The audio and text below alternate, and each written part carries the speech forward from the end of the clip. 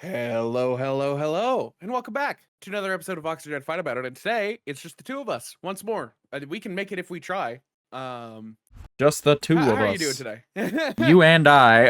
I'm doing great. Oh my god, I don't know what that was. My throat apparently isn't doing too great, but I am doing great. I've had a fantastic week. With a couple of rough patches. It's been a roller coaster this week mentally, very highs and lows. But on all other fronts, I've been doing absolutely phenomenal. Hell yeah. And yeah, no, we're having a real good one. We're having a real good one as of late. Hell yeah. And it's another week. We're on episode 18. Did you mention episode 18? Because you asked me for an episode number before we started. No, I didn't. And I didn't hear you say it. It is So I was episode just 18. like, this is episode 18. We're coming up on 20 pretty fucking quick, aren't Really we? quickly, yeah. Like, it's Yeah. shocking me. It's been a very fast week for me because I've been very productive this week. Yeah. I've produced more individual pieces of content this week than I think any other week this year, probably. But that's beside the point. That's a topic for later. The podcast specifically, though, I'm excited to head up for 20. I don't know what we're doing for 20. I think we're doing stories part 2 is what we're doing for I thought 20. we were doing that at 25, and then 50, and then 100. Oh, right. No, we reconsidered this privately. I don't know if did we talk about that on the show? Is that something we mentioned on the show? No. Okay, but we're doing stories episodes every milestone because I realized very quickly that, yeah, because the original plan was do one every 10 episodes, but it's like, dude, we got through like 3 or 4 years worth of various stories, like just the highlights in the 10th one. We're not, by episode 30, we're not gonna have any stories left to tell, so we gotta start spreading those out a little more. The next stories episode will be 25, and then 30, and then not 30, 25, and then 50, and then at 100, and we'll probably end up doing a stories episode every 50 after 50, I think is a good number. So that's just too. Like the annual stories episode. Yeah. Because especially now that we have the podcast, it's so much harder to just there's no point. Because if we have a funny story to tell on the podcast, like if I have something funny happen to me throughout the week, I'm so podcaster brained these days that if I have something funny happen to me throughout the week, I will pop open the notepad document, or if I'm out of the house, I'll make like a mental note of just like, oh man, I'd love to talk about this on the show. And so they're like those stories will just eventually start being incorporated into the show now that the show is running. Topics. Yeah, which means I've just realized that after a while, the only stories we're going to be telling are stories that have happened after the podcast was established, but are stories we deemed not to tell the week of. And so those stories episodes are probably going to become like embarrassing moments compilations, but it's far enough away now that I can talk about it. Compilations. I think that'll be hilarious. But for now, it's all wholesome life stories on those. We have one more guest episode, and then we're solo again. Yeah. We're back to being solo. And for episode 20. 20 and 21? Why those two? Because we skip one. We skip one every time. That's right. So that I'm not always introducing the guest and you're not always introducing the guest, so we can introduce the guest and do a little trade-off on our tradition.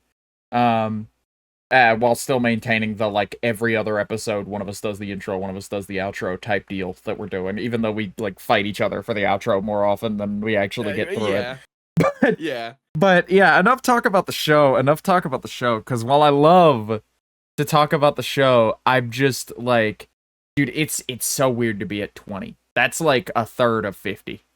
Well, that's almost half of 50. That's almost half of 50. That means we've been doing this for, gosh, what's oh man, episode 26 will be 6 months. Episode 6 will be 6 months exactly, because it's half of episode 52, and if we do one a week, there's 52 weeks in a year, yada yada. Episode 26, which we've done 4.5 weeks of this. We've done 4.5 weeks. Oh no, sorry. What do you mean we've done 4.5 weeks? No, I was about to say that's 4.5 months. Yeah. Okay. So then, about episode 26. Which is the number I've been looking to as just 26 is so far off, but the farther we get into this, it's just 26. I don't know. That's in a few episodes. Than we were to 10. Yeah. We're closer to 26 than we are to 10 at this point. Yeah, which is shocking. because this whole thing just flies by so fast, really, like recordings wise. Like, I think about it all week, usually, I think is the problem, because I think about it all week throughout the week, because again, I'm thinking of funny stories and things that have happened to me that week and writing them down in the podcast document. So the podcast is kind of like a week in the making for me every week, but like the actual, like, you know, recording, editing, uploading, not so much the editing, but the recording and the uploading are just like blink of an eye, this shit is done, you know? Yeah. And it's really astonishing to do. Because like it's just like, oh right, we recorded an episode yesterday. I completely forgot, you know? By the time it comes out the next day and you're posting your promo tweet that's been scheduled to come out on time with the podcast, and I retweeted it, it's just like, oh man, I'll see it and I'll go like, oh fuck, right, this week's episode is out now. You know? Yeah. Wild how that works. And they're so simple to put together. Now it's out. Crazy. Well, yeah, but like, you know what I mean? Of just like, they're so easy to put together. They're so easy to put together that it's almost like we forget, you know, or at least for me, it's almost like I forgot that I made it. It's almost like it's just like, it is barely harder for me than it is for you, because it's like the biggest, most intensive thing about this show is time, and just like recording the episodes is probably the longest thing. And then the waiting on the file to export in Premiere is like the second longest thing. Yeah. Which is fine. It's great. It just takes a while. And so it's just like, in terms of actual labor, like all I gotta do is sit down, record a show, and then slap an image and change the number on the thumbnail. That's it. That's almost it. I gotta add the background in the edit and then cut out any parts that need cutting, but usually we've gotten pretty good at this point at maintaining that we don't really have to like cut dead air when it's just the two of us at least. We've gotten pretty good at like minimizing disturbances during podcast recordings.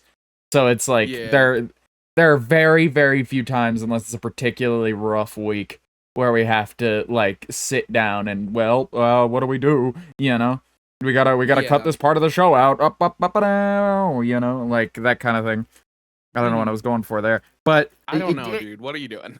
I got kind of like halfway between a bap bap bap bap bap bap and a fucking bap bap bap bap, like somewhere in the middle there, and I just couldn't. My brain. Yeah. No, it's such a good riff. It's such a genuinely good, like, shit's going down. Ha ha ha. Oh no, riff for me. Like that's just the tone that gives off. We should get something like that for the show. I know we talked about we're getting a theme, but we should have it sound something like that, I think. Okay. Yeah. Like I think obviously we've got some theming ideas, but something a little longer and slightly less snappy, but carrying that same sort of Tall Bart vibe, I think is a good decision. But enough about the show and enough about logistics about the show. I said that already, and I looped back around anyway because I wanted to talk more about episode 20, and how astonishing it is that we're this close to episode 20. But enough about the show. Oh? We were going to do an arguments episode where we line up arguments for the 20th episode. Oh, that's right. I knew we had some kind of idea. We live up to fight about it and getting our fight about it's in. Yeah, we could maybe do that. Well, I don't know about every 10 because there are going to be every 50. It's going to like collide, so it's going to be an issue. But we'll figure out something for that. That's gonna be episode 20's theme. But for now, we're recording this. Enough about the show for the third time. We need to move on. The new viewers are clicking on this episode. Well, yes, but I've been trying to move on, and I just like I'm trying to think of a good segue, and also I just think of more things to say about the show. But new viewers are clicking on the show and going, "Is this a podcast about making this podcast?" Ugh. And then leaving. That's actually a really funny idea. We're bleeding audience members as we speak. We gotta move on. We gotta talk about things.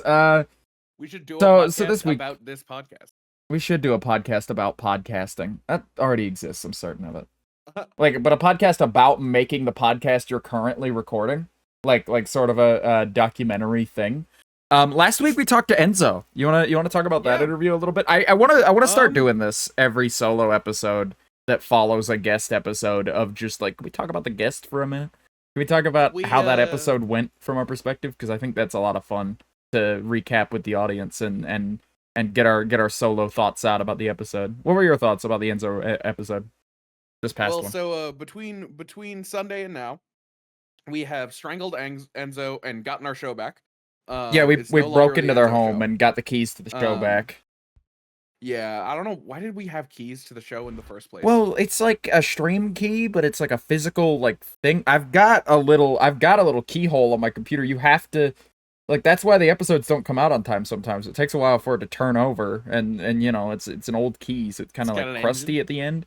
Yeah, there's an engine that, like, well, you see, it's got an engine, and what the engine does is the engine powers a fucking cannon on it that just fires the episode out onto all platforms. It's great.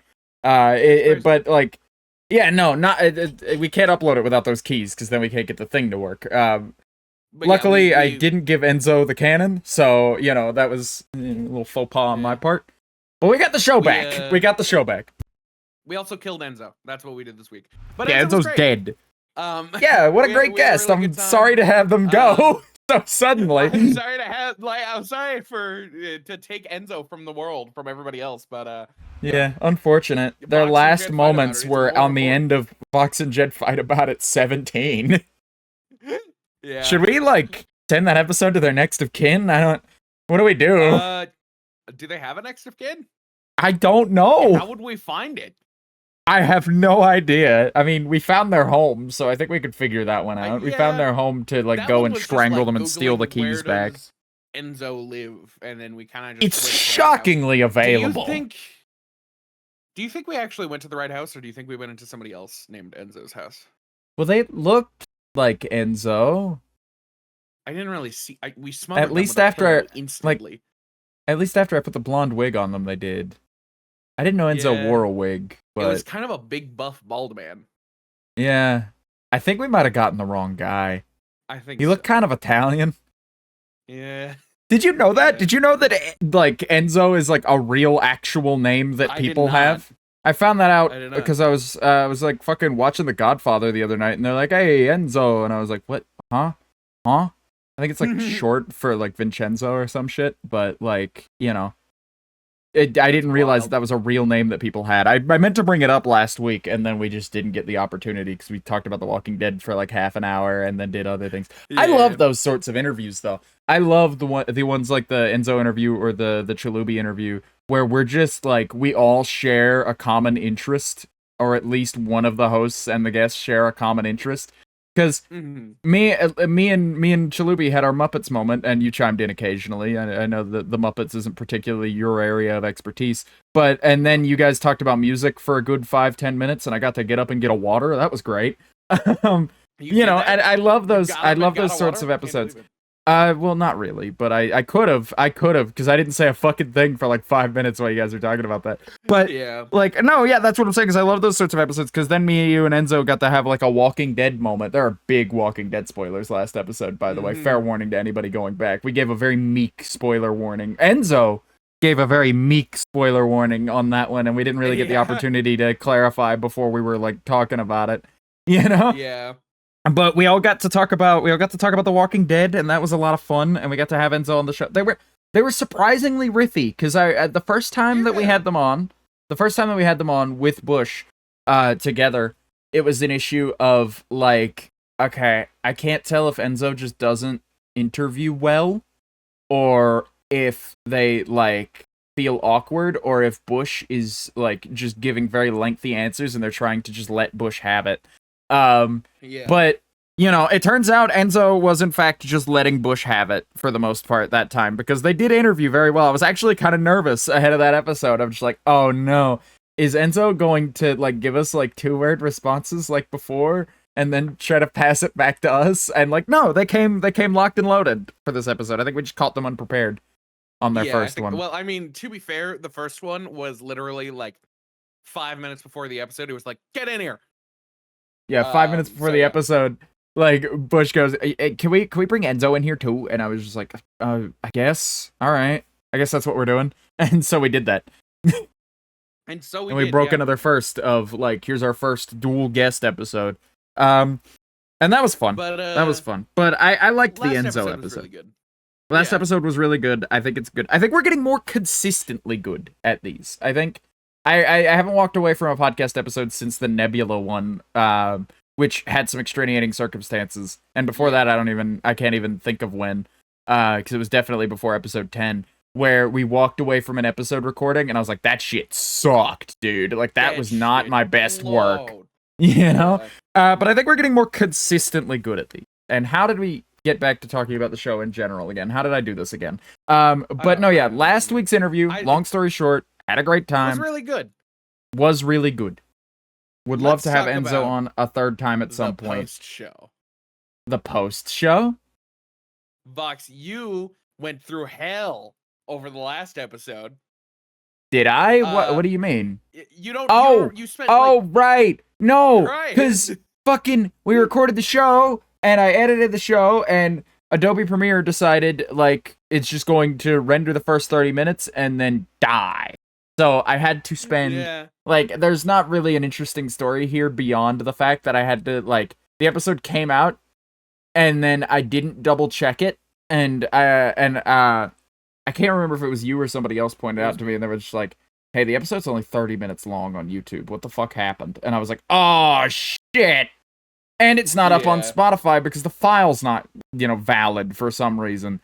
I need to fix that. And then I spent like all day Sunday fixing it and then realized that like, well, we're behind time now. I will fix it. It will be fixed. I just need to like stop stressing and fix it. And so I took the entire day to diagnose the issue that Premiere was having.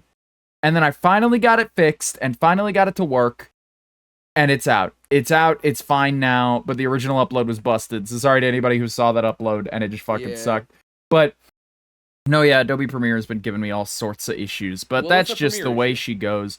I don't remember. I think it was just like an issue with hardware encoding. Like, Jed, I'm not going to get into the specifics of hardware encoding and how that functions and like the idiosyncrasies of like what settings I had to go through and fix.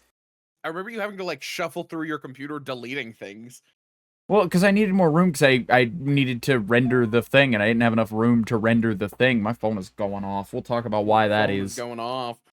Dude, it's still, I want to do a rant about that because Jesus fuck, dude.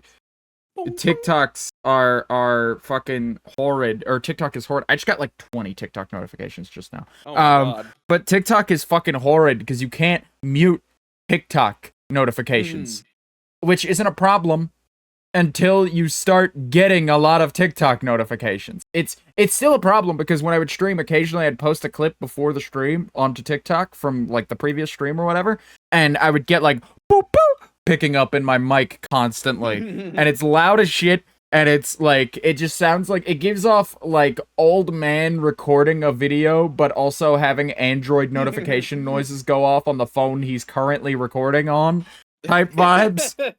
And I fucking hate it. I despise it, and there's nothing I can do about it other than like putting my phone not on my desk, not on my bed, like out of the room. It's that loud that it'll pick up on my mic if it's in the room. So I'd have to like take my phone, which I like, but what if I have to have my phone near me because what if I get an important call or like a notification that I actually need to see, Because it is actually a great thing to have my phone on me because like if I have to like tab out of a game because I got an important message, that's, very disruptive whereas I could just pick up my phone while playing the game and not say anything about it and go, okay, that's not important. I can put it back down now, Yeah.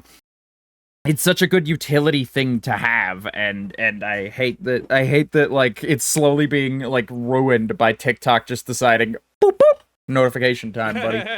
Being ruined by boop boop. Yeah, absolutely smited by boop boop. But about TikTok, we should probably talk about that. I've got that on my topics list because I wanted to have a go at that. So, last week I saw that there was a streamer on Twitch.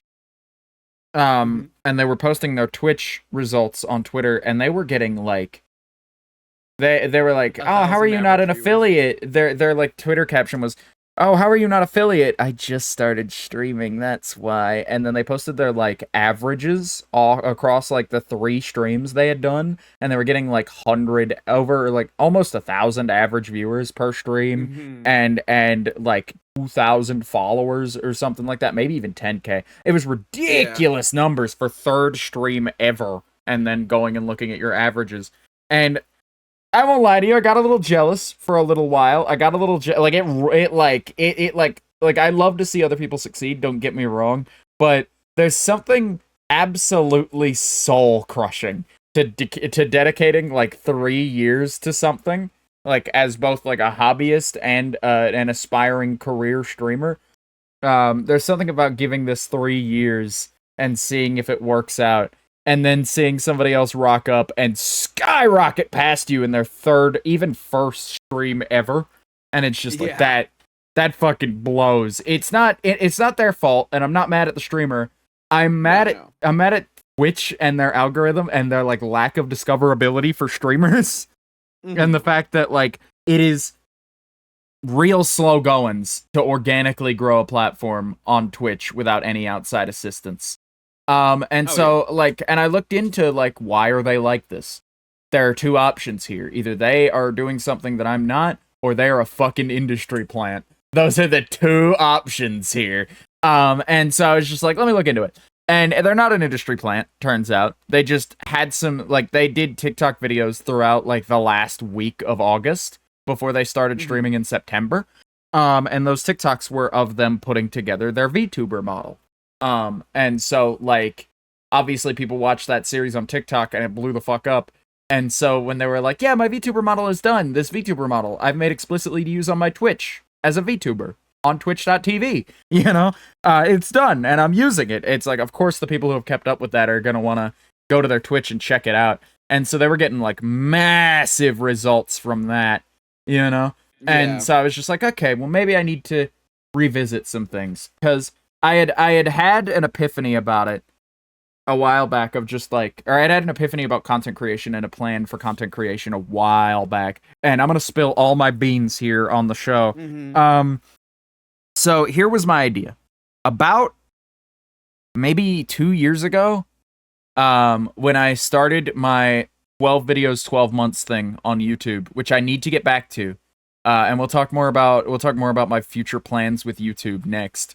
But the thing about it was, when I started that, I was just like, this is my gateway. I'll start with YouTube. I do Twitch, and I love Twitch, and Twitch streaming is like my prime focus, but I am a general content creator. I would like to both branch out and do more and different things on other platforms. And my idea was, if I need to find the most optimized, best content I could possibly be making for YouTube. I don't need to be rehashing stream content into stream highlights, because that's not going to get me anywhere, because that content was made to be the best content that it can be live on Twitch, And so cut down into a video, no matter how much editing you do, it's fine, but it's not, you didn't make this piece of content with the platform that it's going on to in mind. And I feel like that's a folly that I myself have fallen into, and I see a lot of other small content creators fall into, where you have to cater to where you're at. With Twitch, you have to do Twitch streams, and you have to keep up with it, and you have to fucking do this and that, and you have to make like long form content, and you have to really hone in, and the moment to moment needs to matter for hours at a time. Whereas like with YouTube, you need like a 10 to 20 minute snappy video, that can get into the weeds of a topic and get real niche, but needs to have general audience appeal and great like after the fact edits, and it needs to come together well. And I did that 12 months, 12 videos thing, and that, along with Twitch, was my plan. I wanted to finish that off, and then I wanted to be able to settle into a YouTube schedule. I wanted to, at the end of those 12 months, have found something that works for me. And I did end up finding something that worked for me there. It turns out content for me over there is like commentary / video essay kind of videos. That's just what I'm good at over there, and what performs well. And so that's what I want to do over there.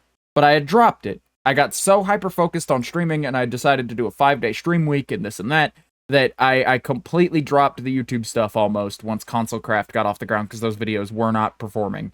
And so I was just like, okay, YouTube's a bust, moving on. Like that. I didn't intentionally like snub YouTube as much as just like, well, these aren't performing well, I need to pivot and do something else. but I just hadn't figured out what to pivot to, and I think like going back to my roots on that is probably the move. But then my greater content plan was to, once I've mastered what works well on YouTube, I need to find out maybe TikTok is the next platform, because that's short form video that requires a lot of different catering than a YouTube video or a stream would. And so I could have the trifecta of, on YouTube, I'm the well-rounded video essays guy. On TikTok, I can be, the short form content guy. And then on Twitter, or not on Twitter, on Twitch, I can be the funny rat streamer that I want to be, And a rising tide raises all ships, in that when one of those platforms does well, it will cause a trickle of people to organically go, well, what else does this guy do? I see he's got like a card page linked here. What else does he do? He does Twitch? Maybe that's not for me. He does YouTube videos, though, that are longer, that I can watch on demand with a similar editing style.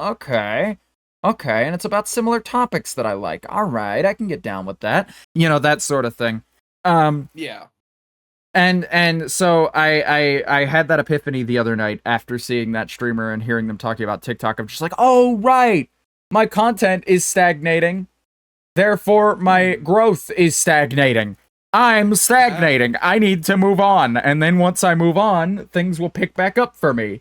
The funny thing about this one, though, is that Vox originally was going to go back to this earlier into the year, and he was like, yeah, I'm gonna start doing this. And Vox and Jed Fight About It was the first step to that plan.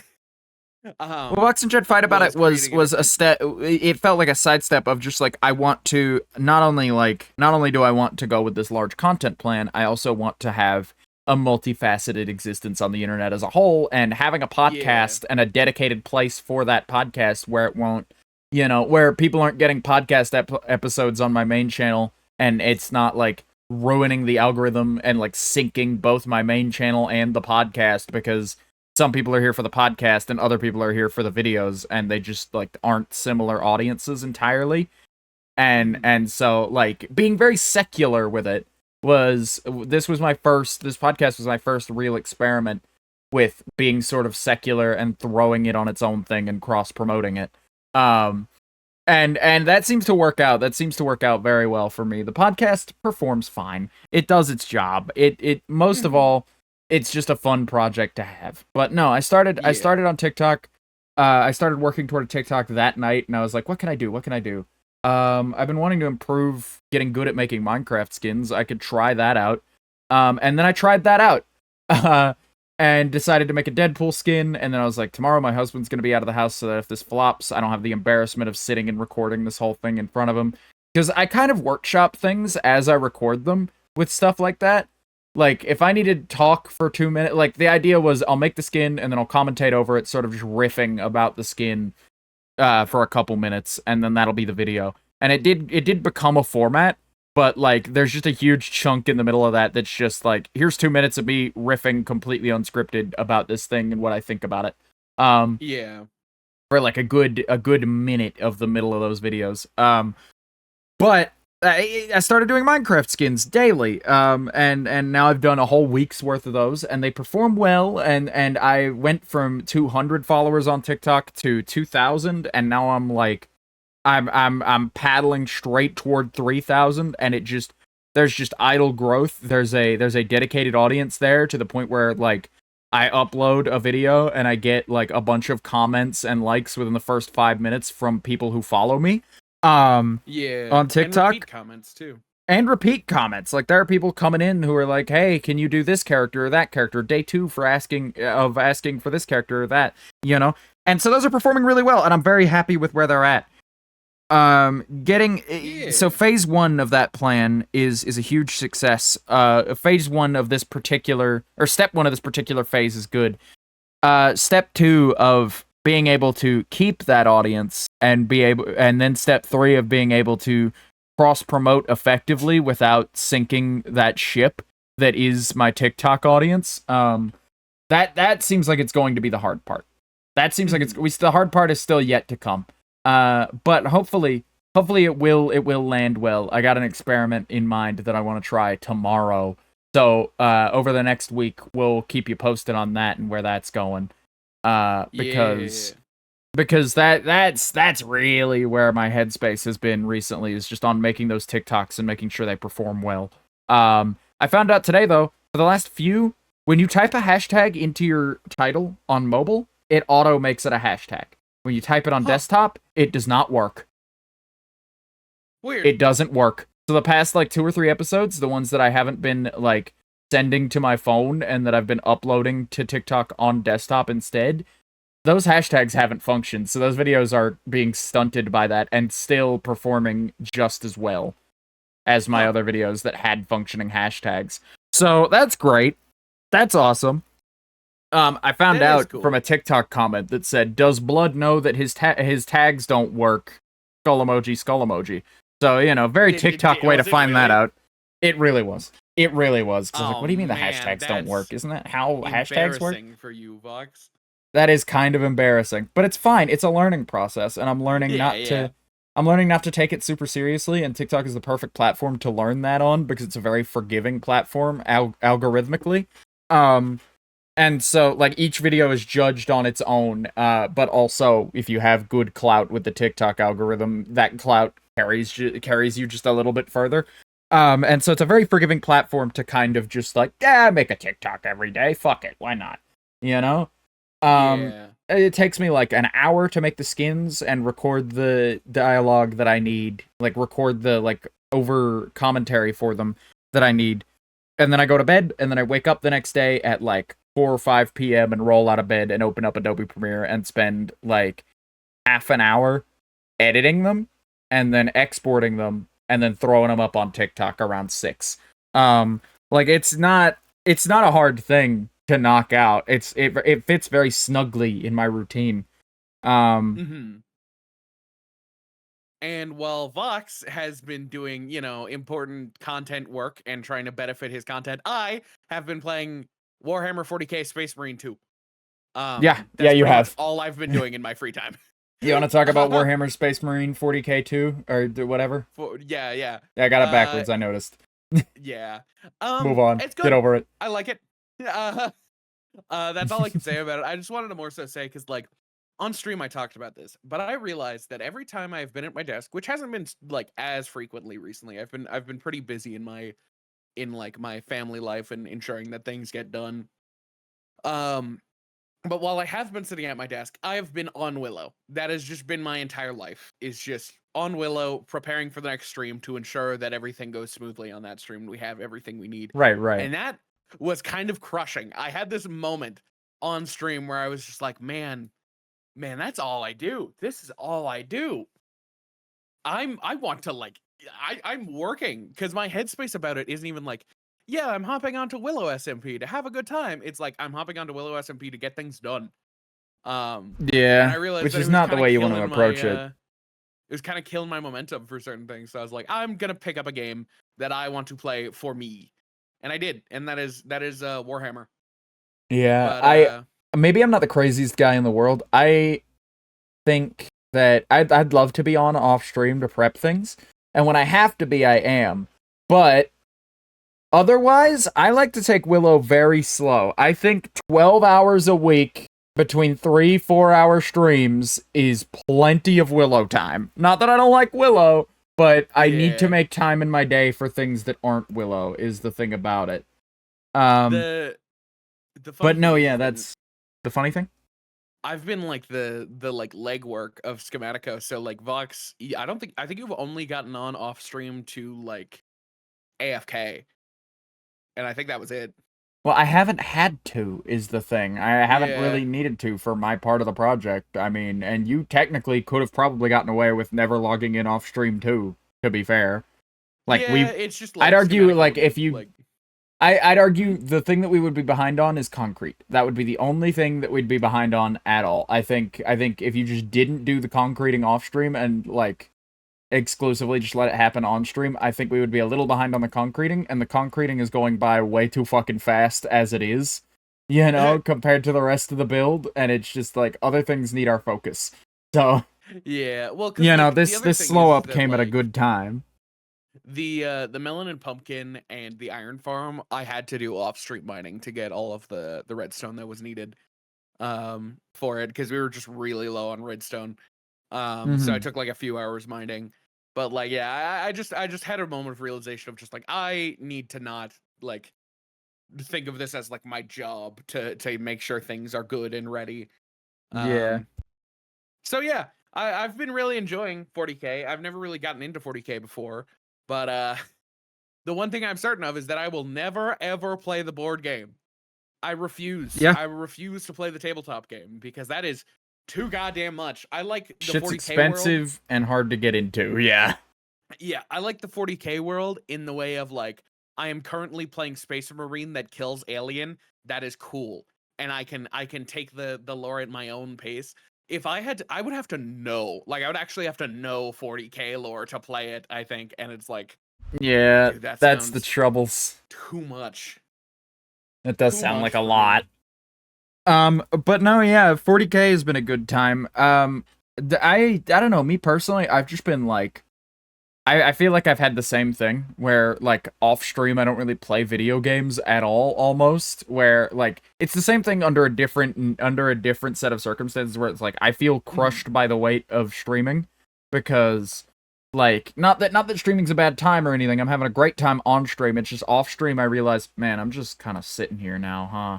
I have no motivation to do anything until stream starts in like 3 hours because stream is in 3 hours. I get that like paralysis of like I've got a thing to do later today, and so I don't want to fill the rest of my day and forget because I always forgot that with the podcast episode. I was playing a round of Mario Kart at we started recording at 8 and Jed was like I messaged Jed at like 7:45 and I was just like, hey, you want to hang out in like a VC or something and just like shoot the shit.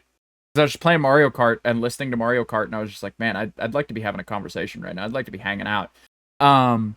But I just like figured out that man, I should be hanging out with Jed, and I typed in and I was like, you want to go hang out in a VC? And Jed was like, I mean, we record in like 6 minutes, but sure. And I looked down at the clock, and I think it was like, or we recorded in 8 minutes, and it was 7:52. But I didn't see that message. I didn't see that we recorded in 8 minutes. All I got was, hey, you want to hang out in a VC? Hit enter, tab back over to Mario Kart, keep playing, and then hit the next race button on the menu, and then I started getting a Discord call, and I picked up, and I saw the message when I picked up, and I was like, we recording, huh? And you were like, yeah, no, we're recording like fucking 7 minutes now, so we should probably be ready. And I was like, oh shit, I don't know how many races I am into this cup. I hope it's not 3.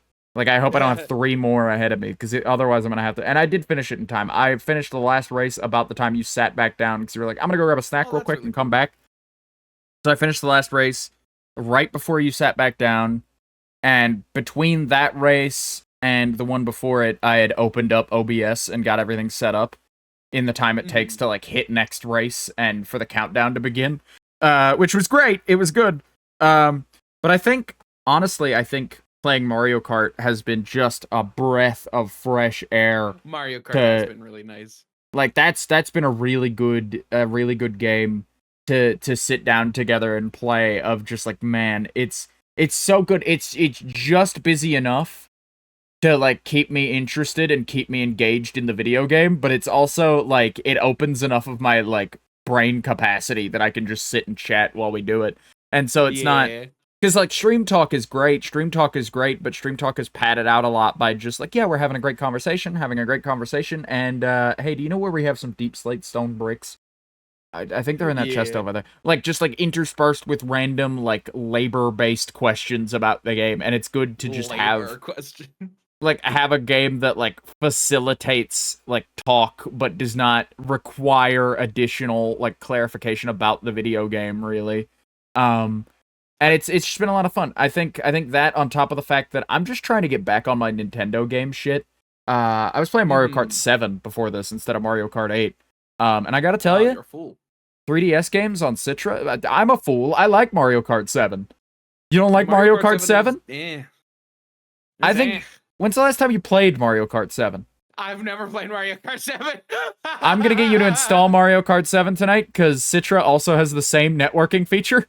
So we're gonna fucking play Mario Kart 7 tonight, because I think the track lineup in that is pretty fucking good. But 3DS games are very low res, but shockingly, because the fact that they're made up of like very flat colors and very chunky designs compared to like console games that Nintendo produced around the same time, they look really good when you change the resolution from the native resolution to like 1440p. Like it looks really fucking swell like that. You know, it looks pretty. All the bits that are like limitations of the console, like this was at a point where Nintendo got insanely good at working within limitations and stylizing around it. And so it just looks like the game should look like that, even if they designed it for fucking PC on a fucking 1440p display. You know? Yeah. Yeah. Real good shit. Real good shit. But no, and I got Mario Wonder back, and I've been trying to play that, but obviously, like, that game has to compile a new shader every 2 fucking seconds, when emulated, and so the issue with that is, like, yeah, I'm in a new level, it's gonna be crusty the first couple attempts, and then I'll actually get to play the level, you know? And so that kind of sucked the fun out of that for me, so I've just been, like, experimenting with other things. I got Pilot Wings 3D, like Pilot Wings Resort. I got that because I've always thought that looked like a lot of fun, and so I wanted to, because that's a very 3DS game to me. And so I've been exploring the 3DS library, and Pilot Wings is. Pilot Wings is like it's imagine Microsoft Flight Sim. Okay, so imagine right? Imagine like, God, what's a really like in-depth racing game? That would be like the flight sim of racing games. BeamNG Drive? Yeah, okay, yeah. Imagine BeamNG Drive. BeamNG Drive is to Mario Kart what Flight Sim is to Pilot Wings. Huh. It's like that, except like it's not a racing title. It's just like it's like Flight Sim, where you're just kind of flying around and like doing little challenges, like flying through rings and shit. You know, just having a good time, and it's set in, like, Pilot Wings Resort is real nice, because it's set on fucking Woohoo Island, the island from fucking Wii Sports Resort, which I've always thought was a fucking aesthetic and a half, and so, you know, yeah, Woohoo Island, it's for Sims to have sex, and god fucking damn it, I did it again. I feel like it's actually, I should mention this this time, because the second time this recording, that we've had to, like, pick back up where we left off, because I've accidentally pressed my spacebar, because I'm tabbed into OBS looking at the window, because that's usually how I sit and record these, but I keep accidentally pressing my spacebar while I'm tabbed in, and so it's just, like, it'll end the recording when I do that. Fuck! Yeah. And so, are we live right now? Yeah, we're going right now. Oh my Jed, God. I hit the button. All right. Christ, get with the program. You didn't tell me. Oh my God! I start this countdown. Jed, I went from I think we need to re-record that too. Oh man, I feel like we should mention this. I feel like that's a fucking pretty good indicator that we've started the recording. I don't know. You like to do Welcome everybody to the fucking Vox and Jed Fight About It podcast. Oh my God, but no, Woohoo Island. I think Woohoo Island is a pretty solid setting for a game. Woohoo Island is fun. I think about Woohoo Island, I think about that running minigame in Wii Sports where you run past all the people and you can find like the little 8-bit Mario. I remember that game. That's not in Wii Sports Resort. That's in Wii Fit. The Wii Fit game. Oh. Yeah. Oh, is that really? If I remember correctly. Oh, yeah, that is. Well, the one where you run like all the way around the island. Yeah, you know, it's a thing. But no, yeah, I think Woohoo Island is a setting that Nintendo has largely just fucking forgot about with time. But it's such a staple. I love it. It's so good. I like how they've kind of half given up like Mii's. They don't really they're slow goings on getting rid of Mii's. They're slow goings on getting rid of Mii's. But it's such a weird thing because Nintendo seems to not want to give up the past and what succeeded before, but they also seem so dead set on moving forward all the time that it's such an issue. Speaking of, there were leaks recently of what might be the new Nintendo console, and I gotta tell you, these leaks it's just a larger Switch. It's just a Switch but bigger, sucks ass. And with new hardware in it. Like, that sucks. That fucking blows. I'm so mad about it. And everybody's like, oh, it looks so cool. It looks so great. But it's like, dude, I don't want to believe that these are real. I don't think they are because I clicked. The way I found out was through an Arlo video that came up on my feed, and I click on it, and he goes, "I think these leaks are real." Even though, like, this would be the first time ever that one of these console leaks has literally ever been correct. I think they're real. And I didn't listen to his reasoning because he took, like, half an hour to get to that, and it was like, I'm not watching an hour of dissecting 3 images. I'm not doing it. Yeah. I'm simply not doing it. But to be fair, it was like half an hour, but still. I'm not watching all that, brother. I can't do it. But blows. That sucks. I don't want it to be real. I don't think it is real. I think because all we've seen is a 3D mock-up of a thing, not even in color. Like, anybody could have opened fucking Maya and made that and screenshotted it and posted it up, dude. What are we talking about here? But apparently it's from like a trusted leaker or something. But they've been hella wrong in the past and actually straight up deceptive in the past. And so I don't think it's real or legit in any way. Yeah. I want Wii U too. Yeah, bring I want Wii U back. Well, no, Jed, that's No, don't bring Wii U back. not that I don't want Wii U back, but that's kind of what this would be, is if it were to exist, is just like, oh yeah, is like, well, because the Wii U is just like, we're doing the Wii again, whereas this would be just, we're doing the Switch again. Yeah. I think I'm just all switched out is my problem of just like, dude, this has been the Nintendo console for almost a decade. Since 2017. Beginning of 2017. Jesus. That's Christ. almost 8 years ago, isn't it? 2018, 19, 20, 4, 5. Yeah, that's 7 years ago. Yeah. That's 7 years of a Nintendo console. I don't think any other Nintendo console has ever lasted that long on the market. Even the Wii. But, like, they just... I need something different. I think it's time... I think it's time to go. Yeah. Like, even if it's a downgrade... Because I think that's the issue, is that they're going to see it as a downgrade. Because the Switch has also replaced their handheld. So if you do anything that is a console and not a handheld at the same time, you're actively downgrading. You're actively moving backwards is what like, could be how that's seen. And I get that, but it's just like, come on, man. I wish what would happen is the Switch would be their like handheld, and they would keep doing like Switch-esque things for their handhelds, and then they actually went back to doing a normal console that is able to run things at higher than like 720p at 30 frames per second. I think that would be absolutely fantastic. I'd love for them to go back to doing a dedicated handheld and a dedicated console, because I think that separation works a lot better. Because honestly, what you end up with when you do a Switch is like the hardware is great in concept. Having a handheld that also functions as a console is great, but then you end up with a console with handheld limitations, or a handheld game. Like, certain games are going to be held back by the fact that they're a console game on a handheld, and other games are going to be held back by the fact that they're a handheld game on a console when you have a system that is both. And so I fear that, like, there's just no way to reconcile that. And even though it would be, like, I gotta buy 2 fucking systems now as opposed to just the one, like, because I will pick up whatever Nintendo puts out, pretty much. Like, I don't know. I'm a big Nintendo guy. I like to have their hardware. So I'll pick up whatever the next big thing is for them.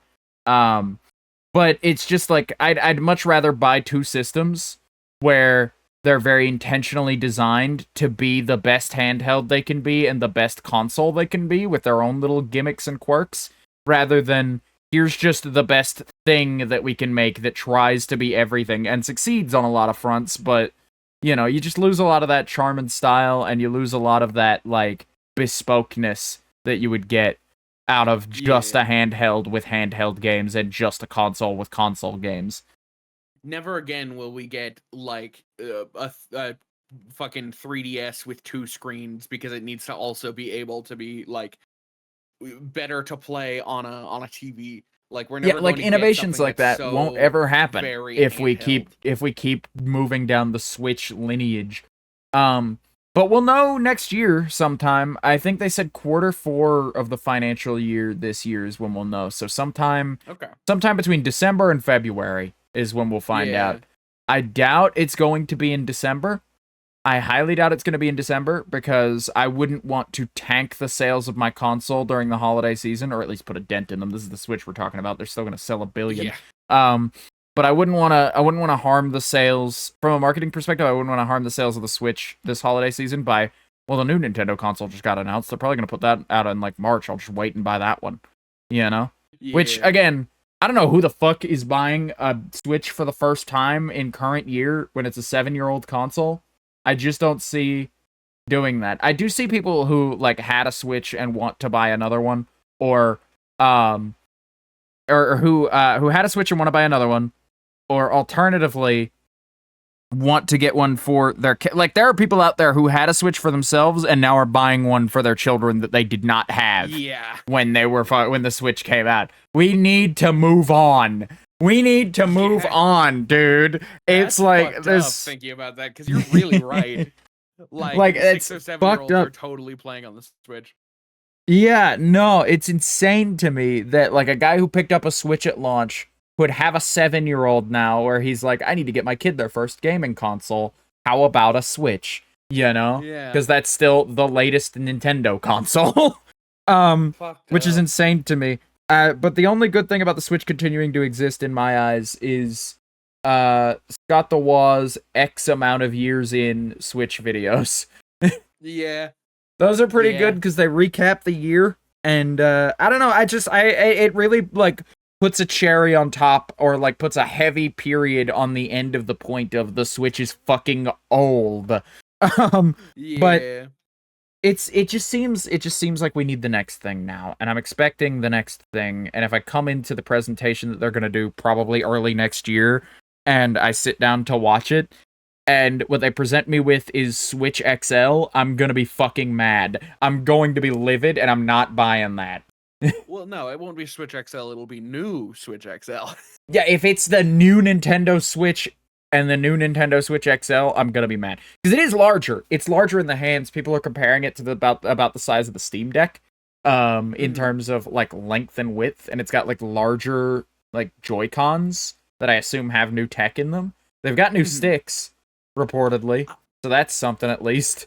Maybe stick drift is gone. No, dude, stick drift is such a weird thing. What caused stick drift? Because I have 360 controllers that don't get stick drift. I've got PS2 controllers that don't get stick drift. Why? Like, it felt like it was not an issue until the Switch came out and started getting stick drift, and then slowly, like, new PS4 and PS5 controllers started having stick drift issues, and this stick drift issue and that stick drift issue on every new piece of gaming hardware, barring a few exceptions. I don't... Where did it come from? Was there some, like, asbestos-esque innovation made in gaming like, controller content that just, like, backfires horribly in a couple of years' time that they just didn't foresee? I used to know this, but I think they just updated their sensors, because now it's more, like, it has less latency or something, and with that, it also brought in stick drift, and I think it's also that, like, motherfuckers... like technology in like the 90s and the 2000s, early 2000s is like, yeah, we need to prepare this thing to go down fucking Mount Everest, tumbling down Mount Everest, and come back and be able to play your PS5 game.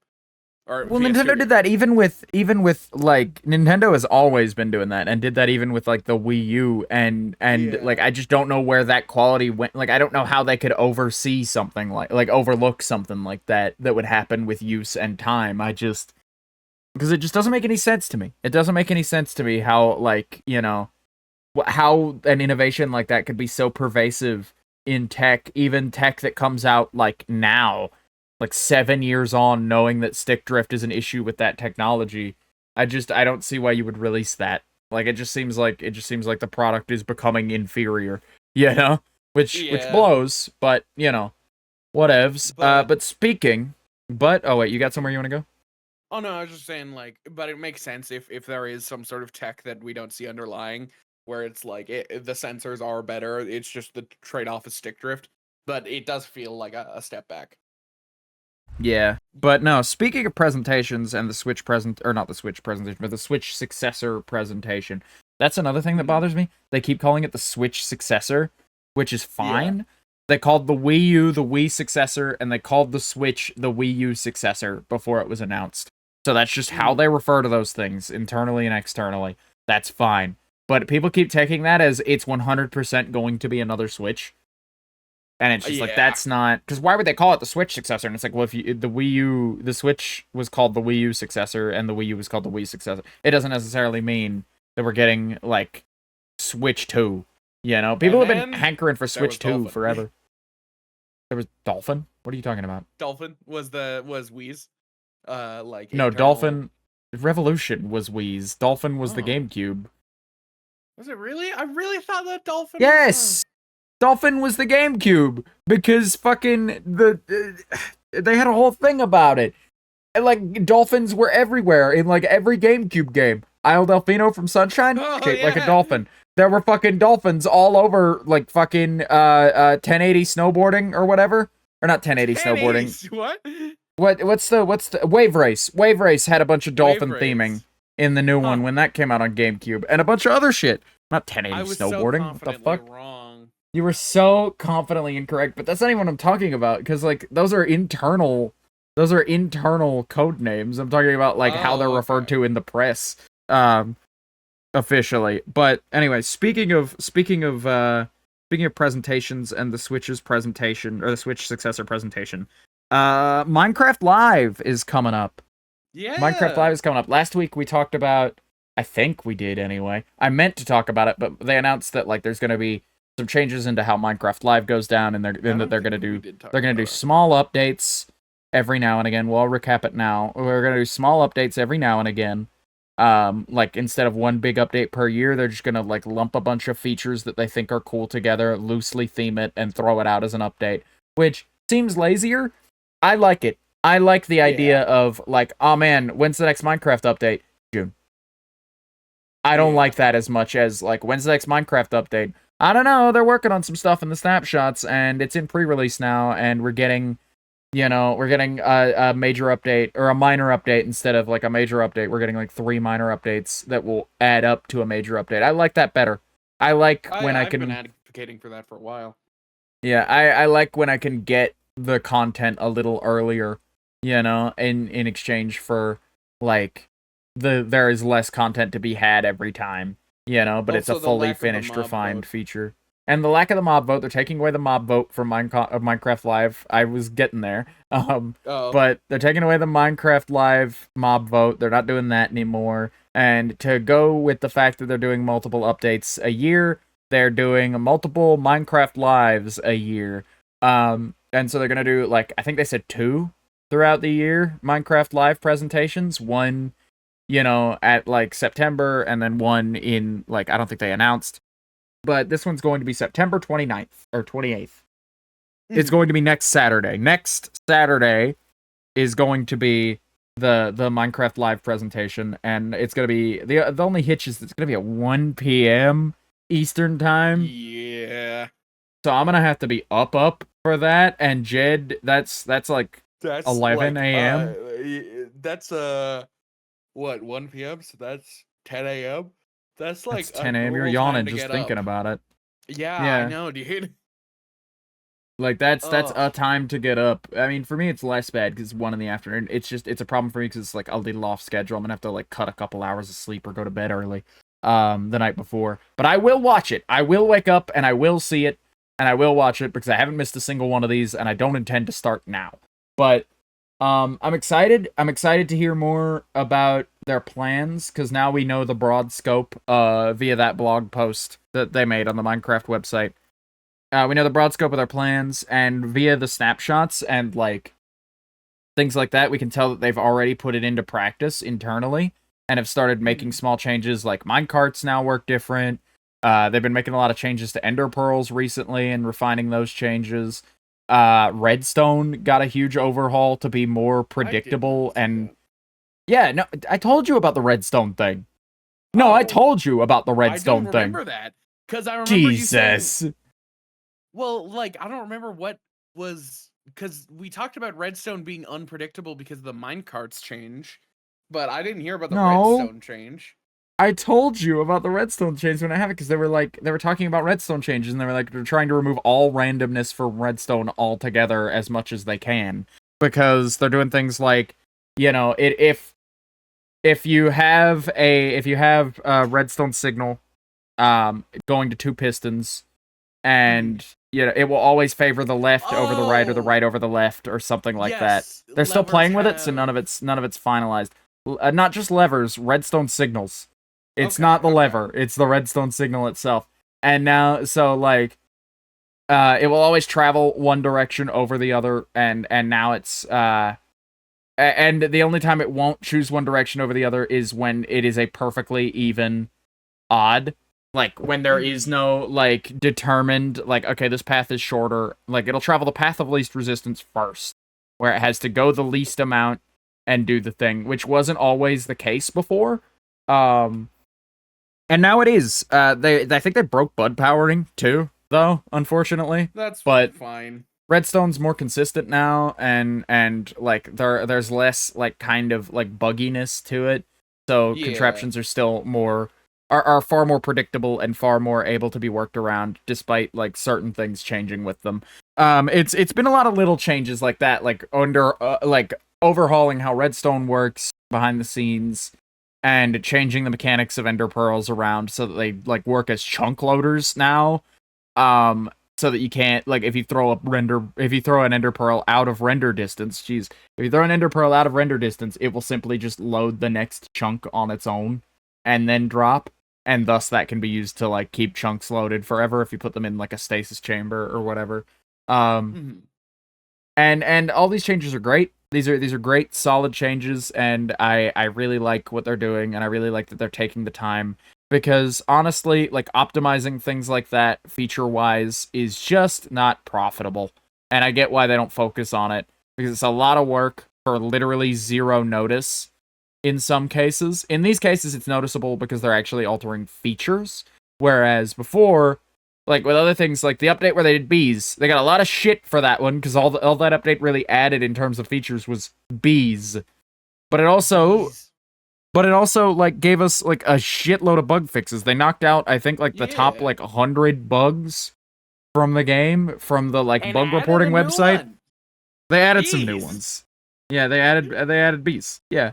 But like Yeah, they overall added a that turned out well. And I'm really excited for that, or I'm really excited for like them like taking more of that into consideration with their updates and minor updates actually like meaning something for more often. And I'm excited for Minecraft Live by extension because I'm excited to hear what brought on this change, why this change is happening, and like what got the team to see the light basically on just like this is the way you should be doing it. Why aren't you doing it this way? Mostly, but also I just want to hear the specifics of what's going to be worked on next and how like what's the philosophy on tackling these things? What order of importance are they in? Is it just we want to work on Redstone this week, so that's what we're doing? Or is it like Redstone really needs a fix more than anything else? We need to work on Redstone. Because I would love that. I think minecarts have needed this change for a while, so it's good to see them getting that. Do you think that depicting Mojang as like a fascist dictatorship for that like brief moment on Twitter was part of this? I don't know. People keep saying that, but I don't think so. I don't think so either. I like because I this is such a like they would have reacted much faster if that had any influence. I think it's funny to think it did though. It's really funny to think it did. But no, yeah. I'm happy Jesus. with the changes that they're doing. You wanna segue this time? I'm gonna leave you to segue. I'm going to be the most communicative that I can. Segue us. Go. Okay. Because I keep pausing because you like go, but and then full stop for like a minute, and it's just like, okay, well, we're leaving dead air here. And then when you finally speak, it's like the exact second that I decide Jed's not gonna fucking finish that sentence. Let me just go. You know? Sorry, I don't have a good segue. I was. It's a really bad week for it this week. Oh, you want to give a final thoughts? Give a final thoughts then. Go ahead. Well, just that, like, I like all their changes that they've done, and I'm happy to see where they're gonna go with it, and I'm happy to see Minecraft Live, whatever. I'm happy to see Minecon. Why'd you say it like that? Minecon? You didn't say Minecon, you said Minecon. Oh. Like you're German I and it don't is know. your Well, con. yeah, I mean, it's the con that I'm most interested in. So I guess it is Minecon. But I don't know. I don't know if I'd say that. yeah. Yeah, no. Looping back around for a moment though. Do you have a fuck, man. I'm sorry. You just full stopped me by saying but for like the third or fourth time I'm in a row. so sorry. And it's just like you've been going but all episode. And it's like, what are you, a fucking heartbeat, dude? Get another segue. What are you doing? King. What are you fucking doing? But no, to loop back around here for a moment, I want to talk about Schematico a little bit and the progress we've been making on that build. Because we talked about how, like, soul-crushing it can be to log into Minecraft for a couple hours. I didn't mean it was soul-crushing. I just meant that, like, it kind of crushed me. You said it was like, crushing! You said that! Crushing because I had this moment where I was like, dude, I want to play something else. Suffocating, then, I think, is probably word, the more apt descriptor there. But... like, we've been playing a lot of Minecraft lately. We're having a good time. And we're making some hella progress. I love bringing new people over to the build who haven't been there or haven't been there in a few days, because they always come in and, like, if they've been away for any amount of time, their reaction is, what the fuck? What are you guys on that you're able to, like, just fucking knock this shit out? And it's like, I don't know. Come on, 4 hours, build a thing, leave. That's what we do. You know? That's what we do around here. Build some fucking huge monstrosity, leave. You know. Yeah, that's just how it works. You know, that's what we get up to. But I have been loving building Schematico though. It's coming along really well. We should be done day after the podcast comes out on Monday. All things correct. The podcast comes out on Sunday. Huh? Yeah, the day after the podcast comes out. Oh, you're saying the day after the podcast comes out, on Monday is when we will be done with with the exterior. Yeah. But you said the day after the podcast comes out on Monday, you know, implying Tuesday. Sorry, but no, the linguistics are bad today. The podcast comes out on Sunday. We might be done with the exterior on Monday. Yeah. To be clear, I realized how like confusing that sounds, and I was like, hold on a minute. Yeah, it's important that the show comes out on Sunday. But no, we're making hella progress. I think we've been going super fucking fast with that. I'm excited to be done. I'm excited to be done because we should be done interior wise sometime next year. Yeah. Like sometime between New Year's. Like I want it to be done by New Year's is what I want. But it's the closer we get to October, and the more I realize that October means we have 3 months to finish this fucking thing before New Year, the more I realize that, like, we might get close, but we're not going to be there. Like, we'll be done with your side by New Year, I think. We'll be done with your side, and we'll be working on the middle and the other side by New Year. But I think New Year is a hell of a bar to get down to. For the entire project. It seemed fine when we had 6 months ahead of us to work on this thing at the start of August, but close to 6 months anyway, like 5 months at the start of August. But like then we sort of got down on it and realized very fast that just like, or very slowly, I guess, because I've still been saying New Year up until like last week. It's just like getting close to the end of the month. And I'm just like, oh no, we got 3 months and we're going to be moving. Oh no. You know, so it's going to be a lot of that. It's going to be a lot of just like busting ass and working on the thing. Which I'm excited about. I'm excited to be nearly done with it. I'm excited to make more progress. I'm really enjoying it as a long-term project.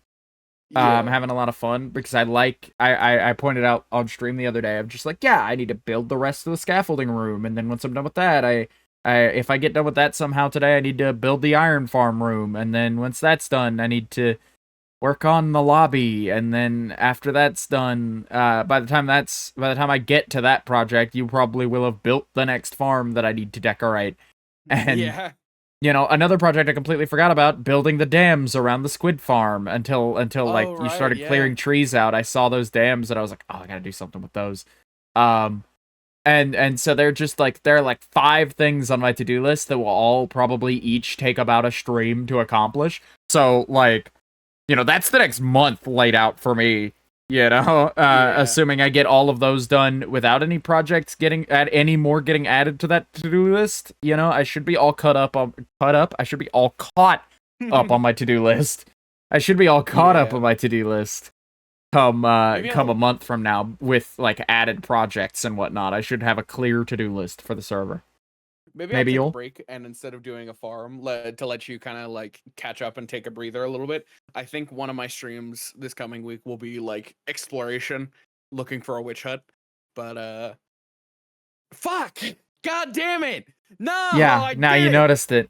Yeah, now you noticed it, didn't you? You break your sentences up with but. I knew a guy in high school who would just break up his sentences with as though he was like having like Tourette's where like it came off like a tick.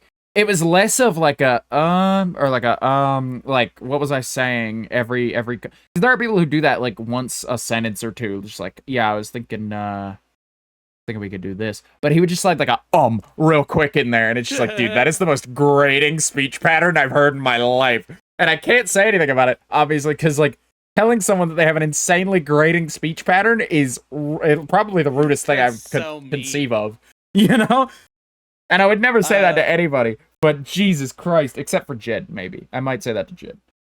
Linguists have figured out that Valley girls have like created a new dialect by adding to the end of their sentence, since all of their sentences always end with going up and like that. When like normal people, it's up, up, up, and then when you're down, like when you're done, it goes down. But Valley girls don't do that, so they'll say something like this, and then they'll end the sentence like this, and it's like that's okay. Yeah, so it's the fucking weird. Trisha Paytas thing where they're just finishing their sentence and they're done talking. Like they just like give like a moan at the end of it. It's fucked. It's like the most fucked thing in the world. Just like they sound like defeated or like enjoyed. Yeah. Like they seem like filled with joy to do it sometimes. Like a and less of like a Like it just like it just caps the sentence and like it's awful. It's terrible. I think it's funny because they've linguists have said it's like the first syllable that is in language that ends speech in English since like way ancient times and like Romans and things like that, which they weren't speaking English, but like they would have a similar thing where when they were beginning a sentence or ending a sentence, they would say a certain thing. Yeah, there are like syllables that belong there in certain languages. Yeah. Beside the point though, yeah, it's just like I don't know if I'd really classify it. Can you classify it a unique dialect if all the change that is made is just at the end of a sentence? I don't know. Any opportunity to delegitimize the Valley Girl, by the way. But yeah. I don't know. The Valley Girl accent is awful to me. It's grating. I hate it. I hate that it's real because it sounds so cartoonish, but also like anytime I meet a non-American and they're like, "Oh, I can do a pretty good American accent. You want to hear it?" They fall into a Valley Girl so fast, and it's just like, oh man. Or they'll do the worst Texas Southern accent you've ever heard. I don't think I've ever heard anybody who's like, "Yeah, I'm pretty good at the American accent," and then they do a general American accent.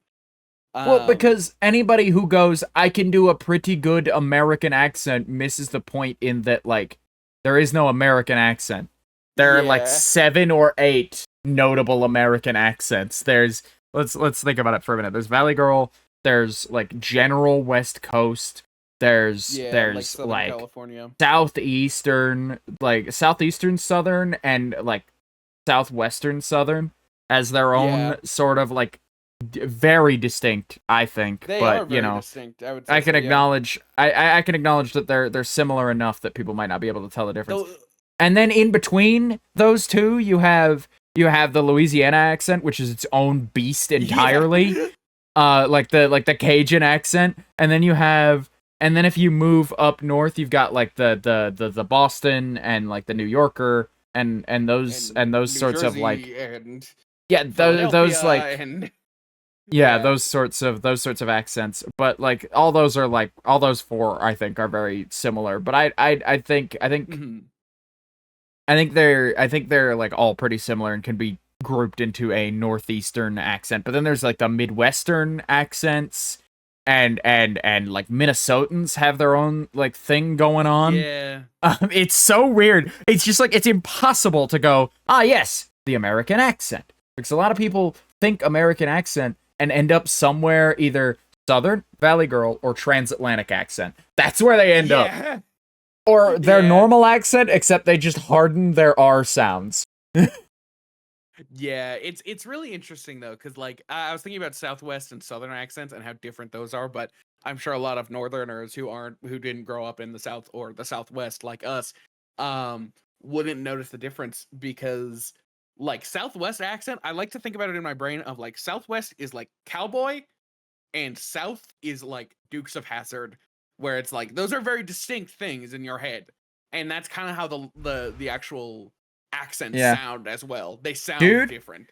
you wanna have a fight for a minute? Sure.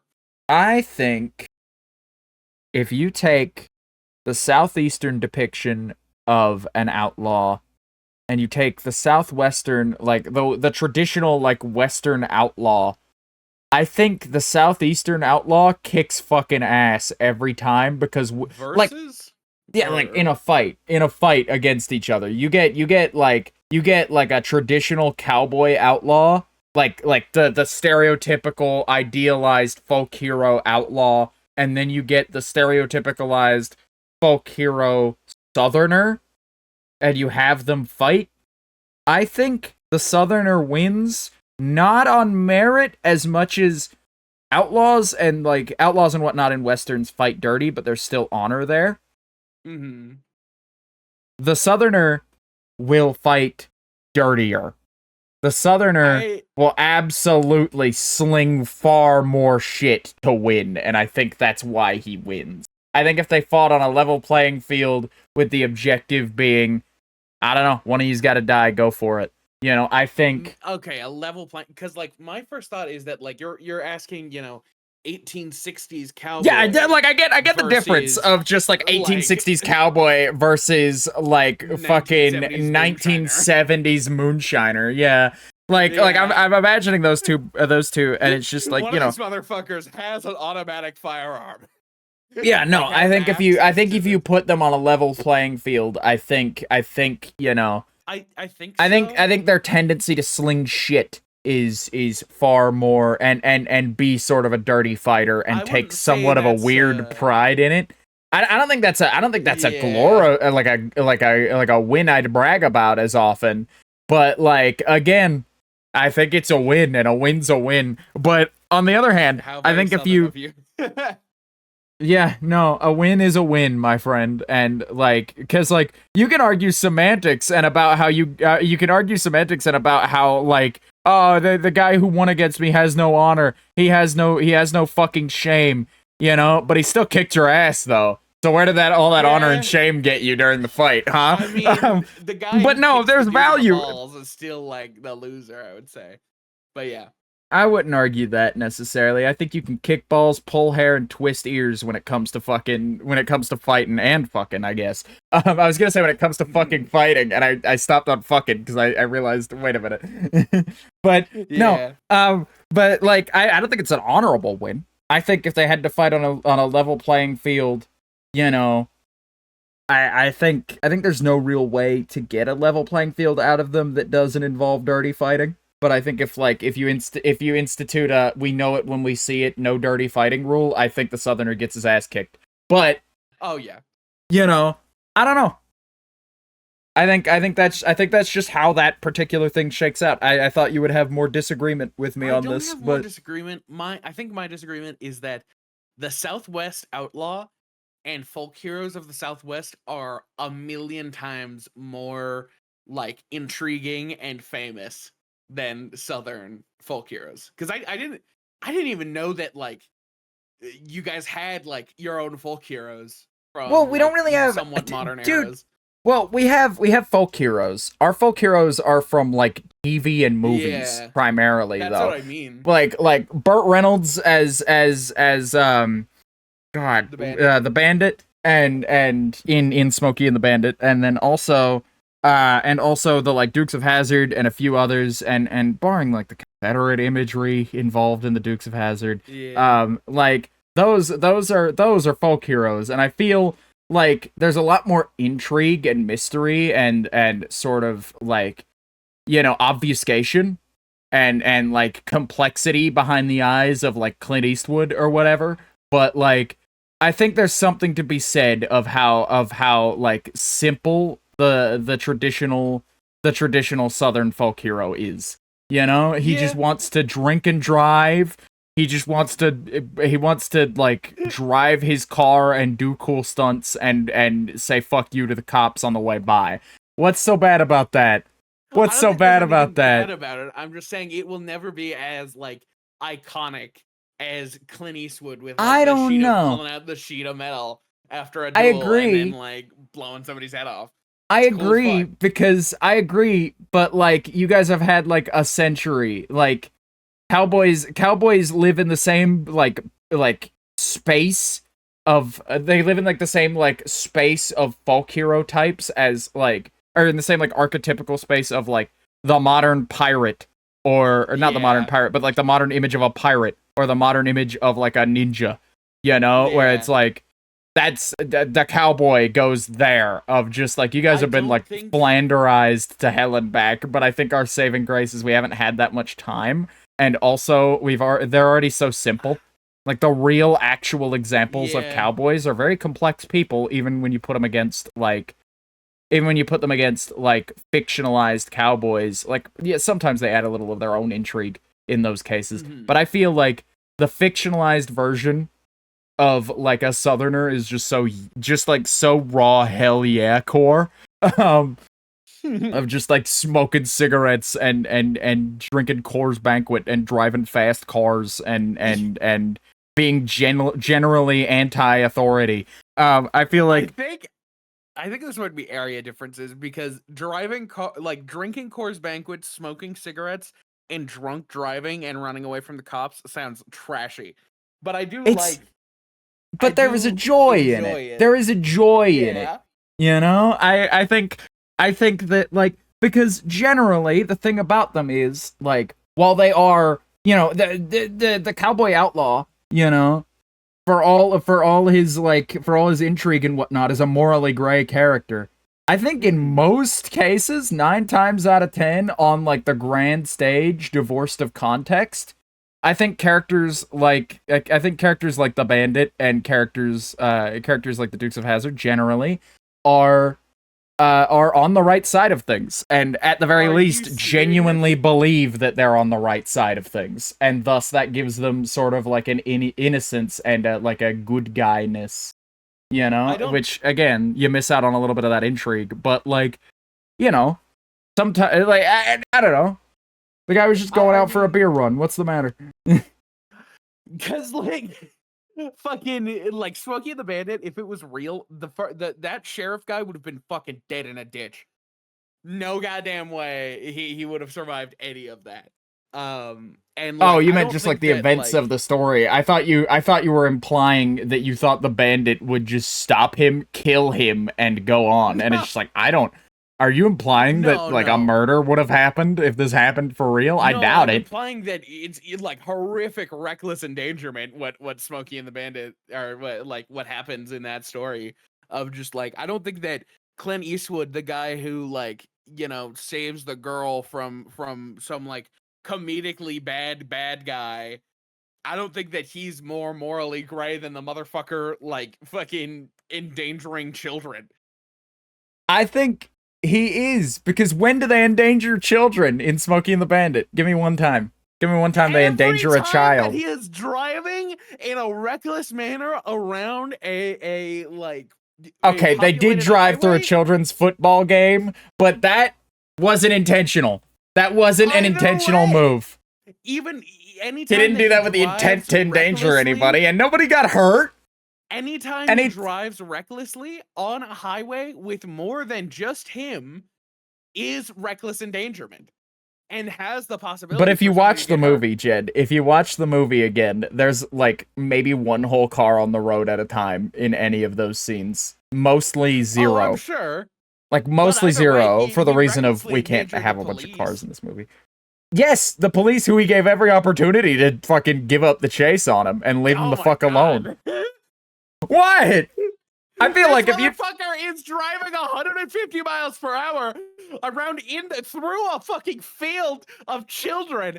But he's the best driver around! When you throw up your hands and just be like, well, I guess I can't do anything about it. He's just well, no, but if I got hurt in the pursuit of doing that, I think it would be on me, you know? Mostly, no, and specifically in the ways that the cops end up getting hurt is like, dude, like, he took a turn very suddenly.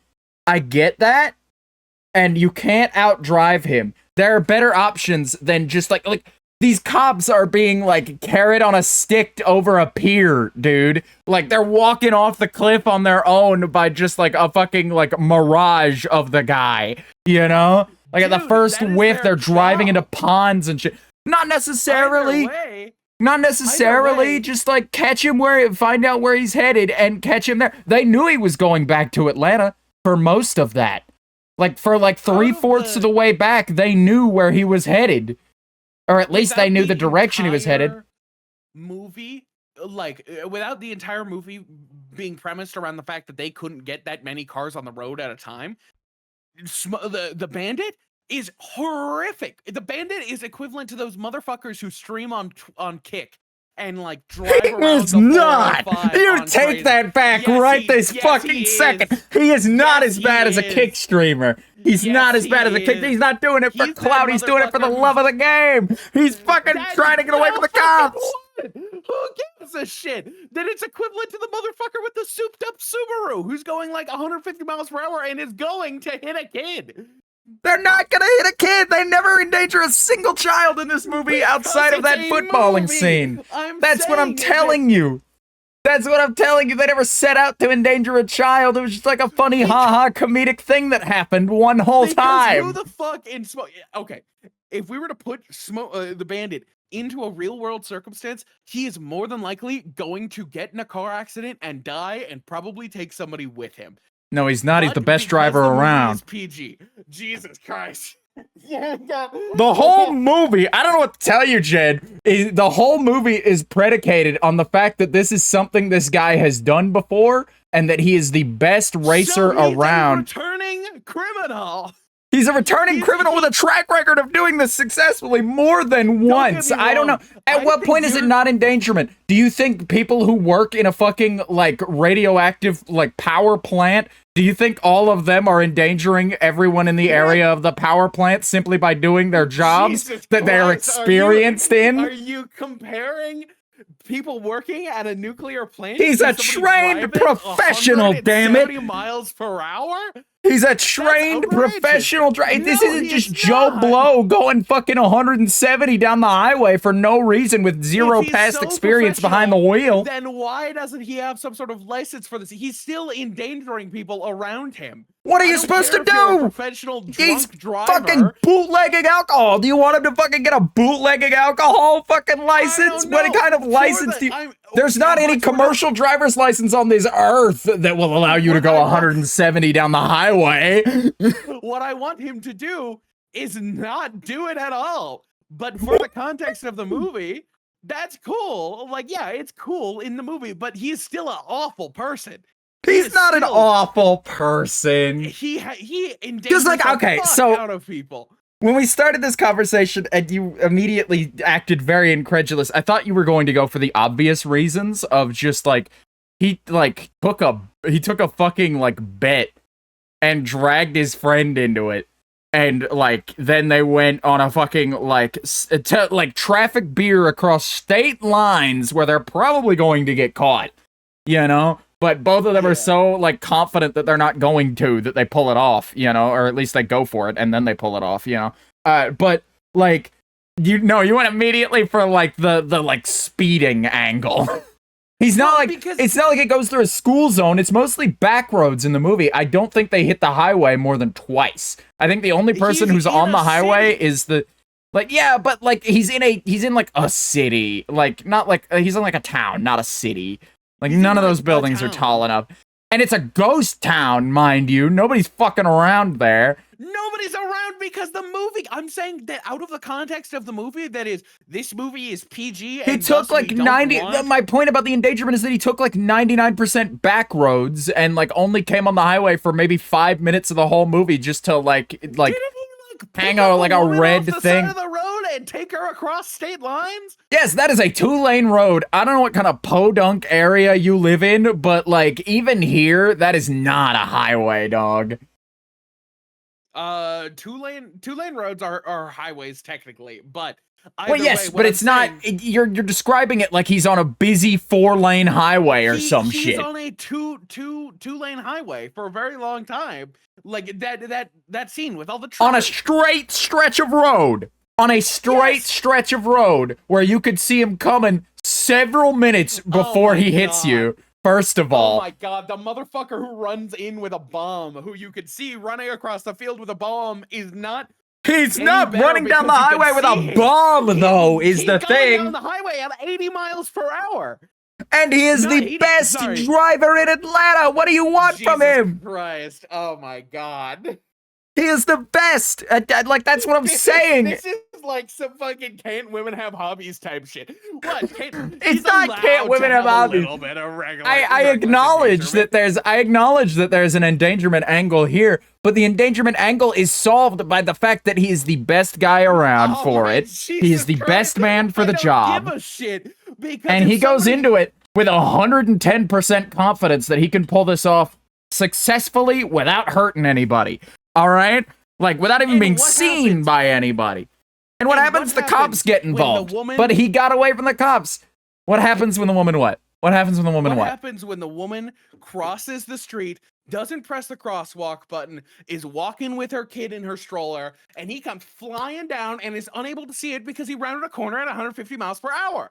Is that their fault for not taking? He doesn't fucking round a stop single corner at even 80 in this movie. He might go around a curve at 80. He does not Either round way- a corner in a populated area going 80 because A, Either he would way, overshot does the fuck out of it jaywalker- and does drift the hell out of it. jaywalker deserve to die because he decided to walk across this 2-lane highway? No, but you're just making up scenarios in your I'm head. making up real scenarios, which is, do you think that if oh my god, I'm like gonna have an aneurysm, dude. No. What's your point? You're making up scenarios that have not happened in the film and that the film expressly makes Oh my excuses God. in like the fiction of it. These are Because things that it the is a writers fictional considered. film. These are things that the writers considered, and thus the Bandit considered in his planning because they make him go down back roads and 2-lane empty ass highways that go pretty much unused Have largely. you never been on a back road and have somebody cross the street in front of you? No, Jed, our back roads here are all woods. If somebody crosses the street in front of you on a back road in this part of the fucking country, it is probably a skinwalker or an animal. It is not a Okay, human so being, how I about that guarantee angle? you that. What What if the he hits little an fucking animal? deer that he runs over? He doesn't You run over know. a single deer in this movie. Because it is a PG movie, and they did not want him to like turn a fucking animal or a human being into red mist, even though that's 100% what would happen. He could dodge it. Oh my fucking! Because he's the best driver around! Shut up! What do you mean, Not shut up? It's not. What do you, every single point I have gets countered with, "Oh, but he's the best." He's the That's what they best." spent the first 20 minutes of the movie on, is establishing his reputation I don't as the give a best shit. driver and someone who has never had a single accident in his fucking life. If the #1 street racer was driving down my neighborhood going fucking 150, he would be an asshole. I don't give a fuck. He would be a bad person. I don't care how good he is. Yes, but he He's wasn't on any driving- residential streets. Yes, He was on commercial was. streets at time. He was not flying. You're describing it like he was going 150 through like a neighborhood. That was not the case at any point in this movie. Very similar. In that town where no one was? There was no one on the sidewalks? No, all the cars were parked? In the fiction of the film, they said because it was Sunday! It was Sunday, you fuck! Who the fuck is out on a Sunday? It's empty! Who the fuck is in like the industrial? Who the fuck is like in the industrial brewery area of town on a fucking Sunday? Know, God help them, because the bandit is gonna turn them into a pink mist. And even if there were like a woman and her children out hanging out on a Sunday by the local brewery, but next to the fucking like dynamite factory or whatever next door. Like, they would be spotted immediately because he's on, like, the longest, straightest stretch of road you've ever fucking seen. Do you understand how spotted immediately works when you're going 180? I do, yes, but that's what I'm saying, is he would clock there. Oh, there's a family coming out of that store, like, way, way ahead of me, and he would have, like, a second to react, and he would, because he's the best driver around! I can't fucking believe you.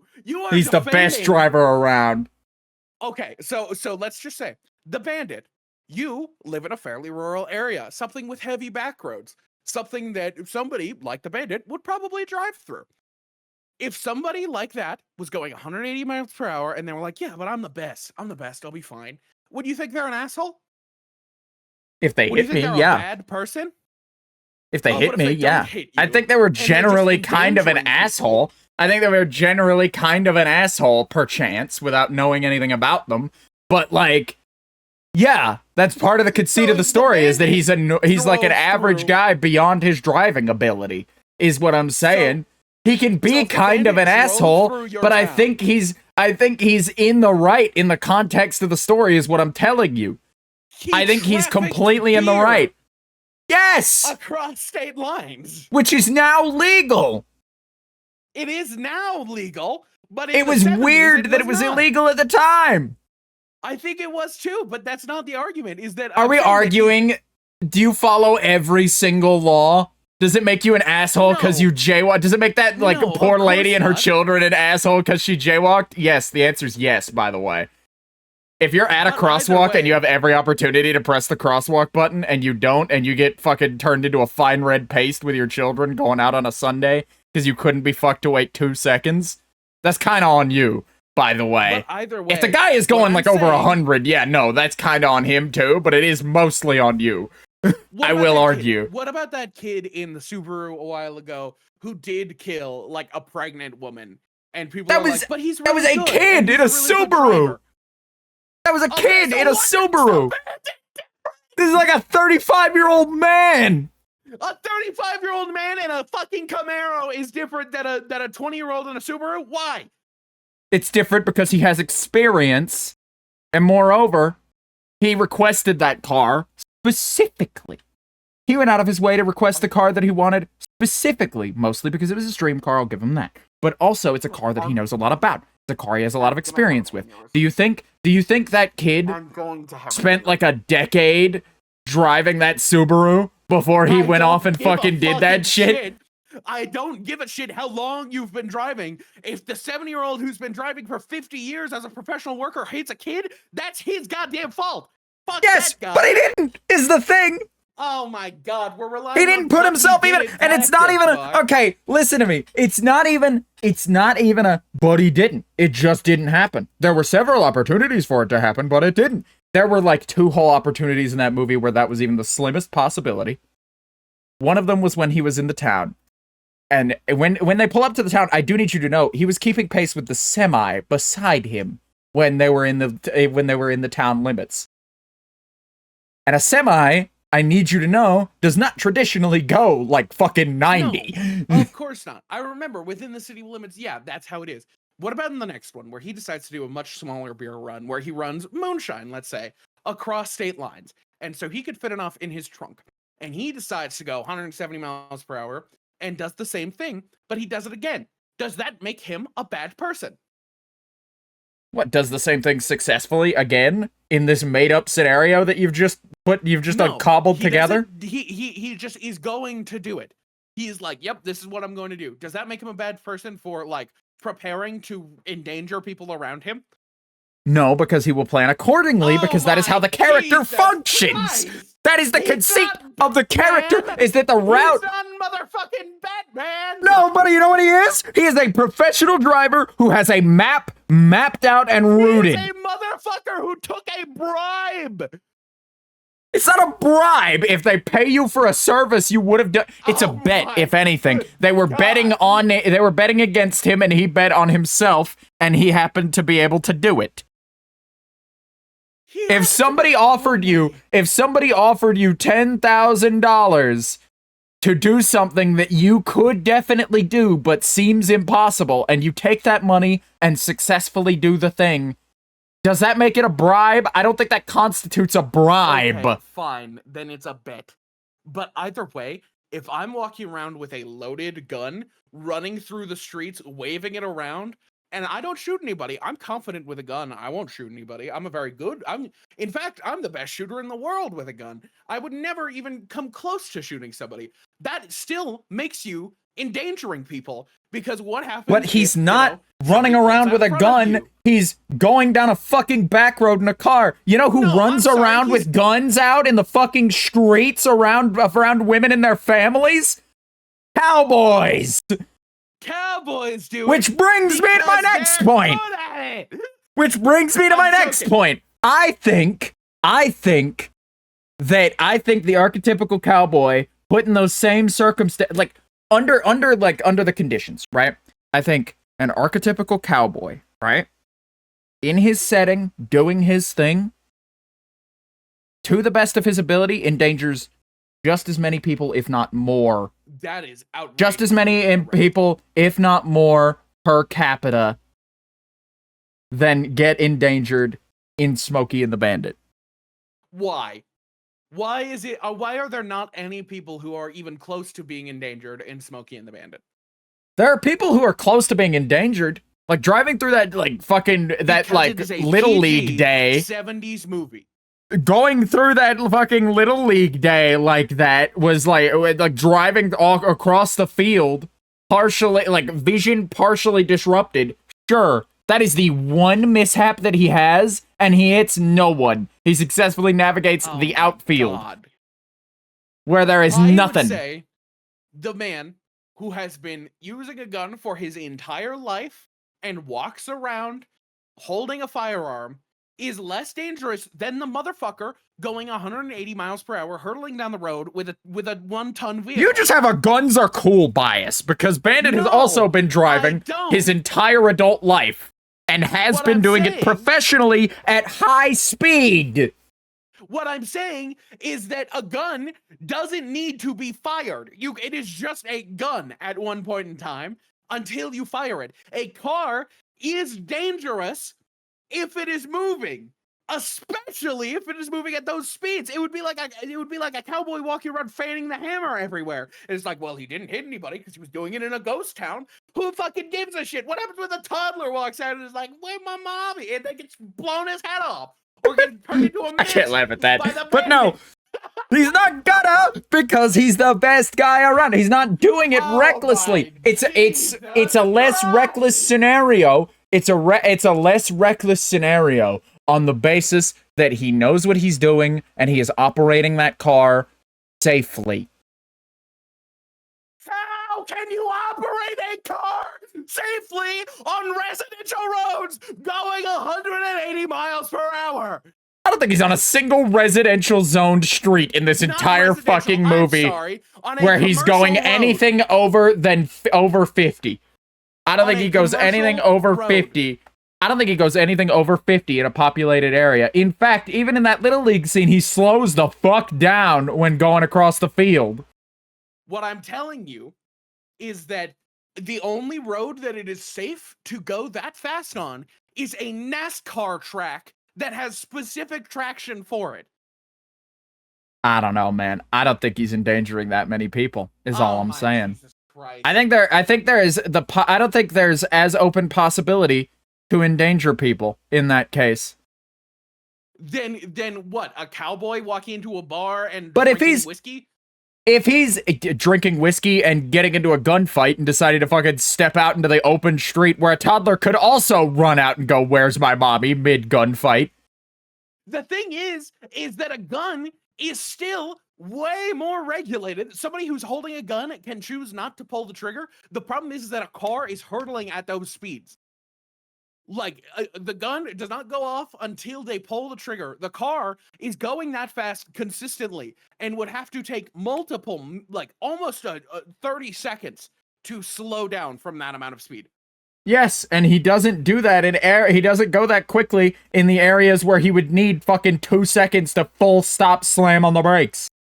It doesn't happen. How dangerous driving is, because it doesn't matter where. No, I understand how dangerous driving is. I understand how dangerous driving is when you're in the middle of fucking nowhere. It doesn't matter. At worst, you'll hit an animal. At worst, a deer will jump out in front of you. God. At worst, a deer will jump out in front of your vehicle, and you will have just as much time to react whether you are going 50 or 100.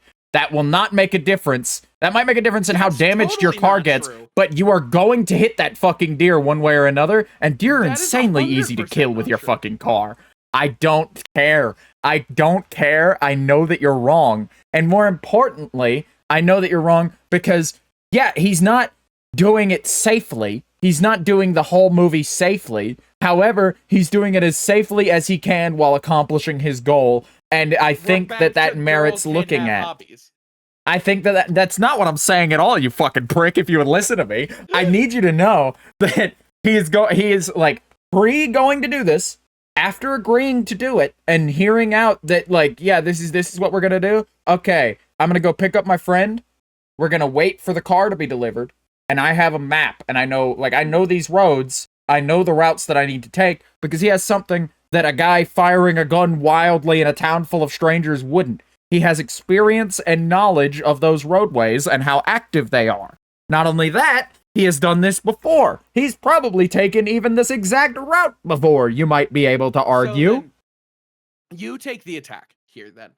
Please explain to me how, let's just say, a bounty hunter. That's a fairly common story in Westerns. A bounty hunter who gets hired by the sheriff to go take down a serial killer who rapes and murders and pillages, and he goes into a town to go take that guy down. How is that guy more dangerous, who challenges this expert gunslinger rapist to a duel? How is that guy more dangerous and endangering more lives by, like, taking down someone than Bandit going 180 miles per hour? Because he's going out of his way to challenge the guy to a duel is the problem. That is the conceit of my issue. He's taking him out into the street and going, "Hey, let's go take this outside. Let's take this outside, buddy, and then we'll get in the street alone, and the streets will be cleared where nobody else is going to get shot. And I just want to see if I can outshoot you." That is prideful behavior, and that will lead to not only your death, but that will lead to that murdering rapist killing you and getting away with it. That is taking unnecessary risk. It's if you're not the best if you take unnecessary risk to do it. That's what I'm saying. The bandit takes no unnecessary risk. He needed the money and knew he could do it without risk. He needed the money and knew for certain that he could pull this off, and didn't when there wasn't an easier way to do it. So the ranger from Arizona who went to take down Texas Red, who challenged Texas Red to a duel, is endangering because he knew exactly that he could, because he was the best. He knew he was the best. But you're still leaving it up to chance where you could just fucking come up and shoot the guy in the back of the head and be done with it. Why bother with all this honor bullshit when someone is so far beyond honorable like that? Because it's not about the honor. It's about the fact that there are controlled circumstances to that.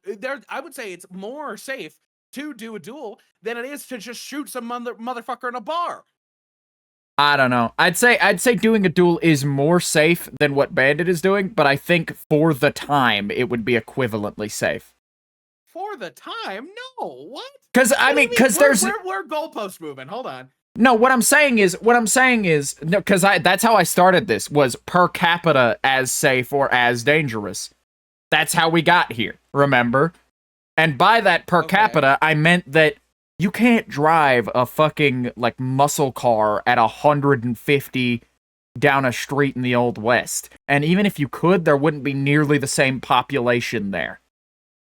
So, conceding that the Bandit did exclusively not that in the film, at any point, Okay. conceding that if you were to go out and do something like that, putting it in the most dangerous context possible of just, like, going down the street 150, down a residential area, the whole town is out that day, having a nice day out with the kids or whatever, you can't get that, like, the worst that could possibly go is worse than, like, massacres that happened during the Old West. Where, like, leagues of people showed up and fucking did some killing. That's what I'm saying is, like, even if you went out of your way, because I'd say going 150 down a busy, like, residential street is as endangering as like, an Old West massacre, if not more. That's what I'm saying. If we put these in the worst possible context, then yes, absolutely. Like, there's just no compare. So, like, that means that if we compare without that sort of, like, self-judgment in place, like, if we take away that, like, rational aspect of, well, if we're going to compare the two, we have to make some concessions for grounds of comparison. The safest possible route that Bandit could have took would be more dangerous than the worst possible way that an outlaw could handle something in the Old West. Because at worst, 20 people in a town die. Whereas at worst, like several people could be just fucking turned into a fine red mist, along with endangering the police, which, you know, endangering the police, woo, we clap for that. But along with endangering the police and everyone nearby, because what if the car fucking, like, on collision, what if you manage to get into a gunfight or some shit? What if the police decide, you know what, just open fire on him? He's fucking, like, he's hit a child in the street. It's time to just open fire on the vehicle, maybe pop a tire. And they manage to fucking, like, blow the vehicle in the middle of town.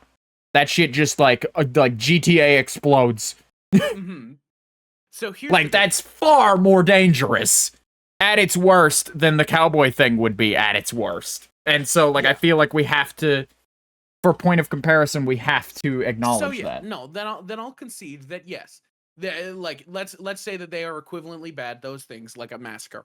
But the difference is that Bandit is going 180, and yeah, he's on the safest roads, but why is he endangering people?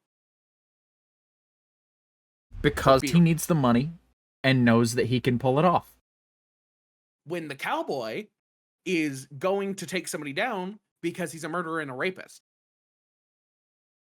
I think that's the major difference. I acknowledge that they have similar aspirations in these stories.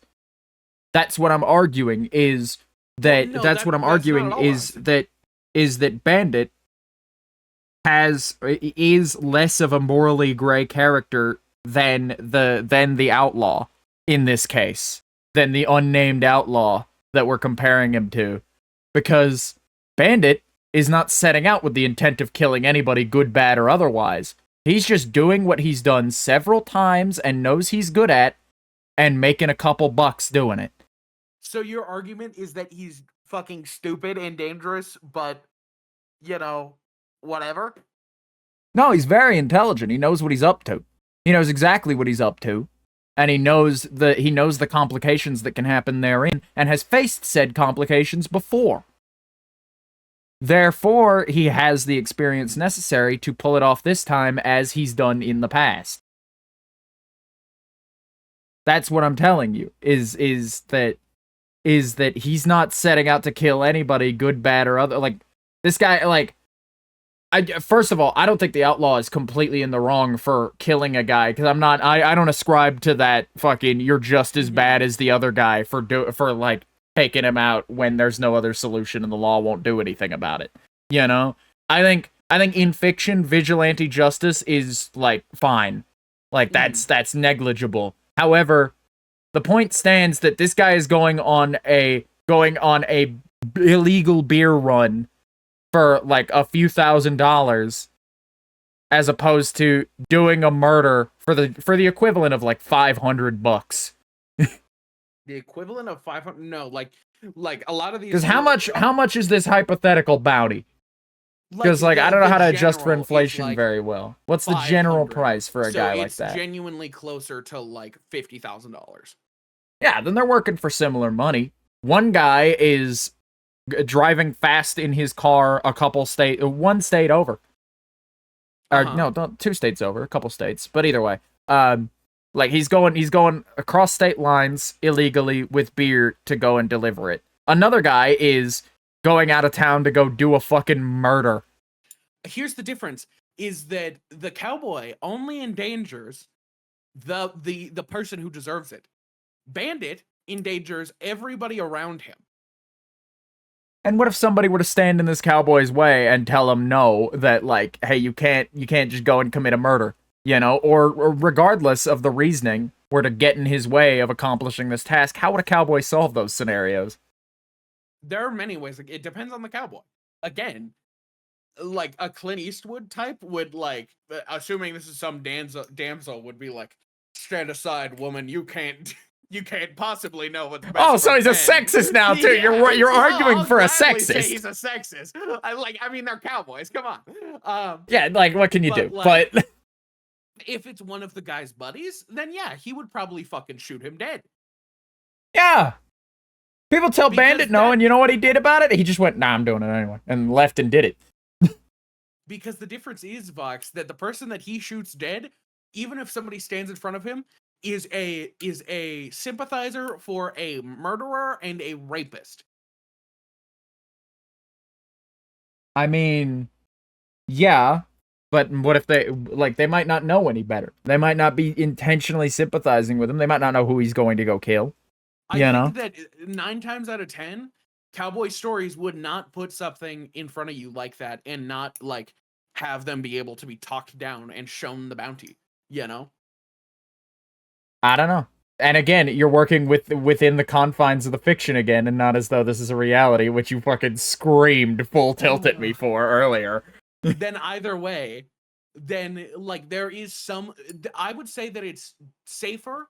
I would say that it is safer to kill somebody who is sympathizing and trying to protect a murderer and a rapist who will murder and rape again than it is to drive 180 miles per hour down, like, any road ever. First off, I don't think he hits 180. I don't think the car he's in is capable of 180. I don't think it is either. But, like, either way, like, he's driving at well beyond safe speeds. Yeah, well beyond safe speeds, except when you see him pull up anywhere near where anyone would be, aside from that one time where like all the truckers were out, like to help with the police blockade, like to keep the cops from getting to him. But all of those people knew a car was going to be driving by really fast and had like half an hour's fair warning that this shit was going down, and did it of their own volition. And the bandit knew that there were going to be people there, and thus could have planned accordingly. It's not like he rounded a corner and suddenly there's a fucking, like, child crossing the street alone trying to get his ball, you know? It might have happened. There's no way that he could have known. There are ways that he could have prepared, though. And the way that he prepared for that was choosing a route that he knows very well. Okay, so even if he's fully prepared, that does not change the fact that it is possible for that to happen. I mean, you could be fully prepared and hit somebody with your car tomorrow just going to work and back. Does that make you a bad guy for going to work and back? But it is much easier to hit somebody and kill them going over 100 miles per hour. Like, I think that there's an actual study that, like, every 5 miles or every 5 miles an hour is less, like, 100 feet of stopping power less.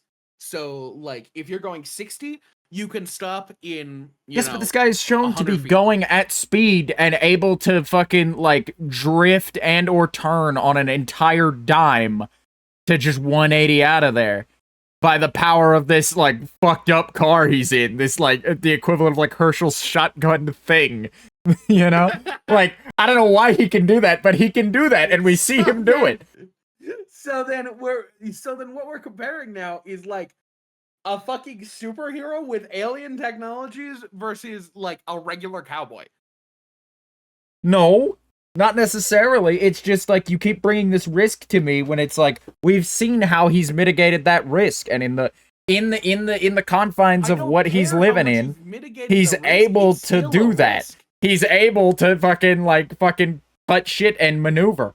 His ability to maneuver in a vehicle is unmatched. We learn that in the first 10 minutes of the movie. I'm sure it is. And again, I get it, dude. Once you're going to fucking 100 miles an hour, it becomes nigh impossible to maneuver those situations. But he does several nigh impossible things in this movie when it comes to maneuvering a vehicle.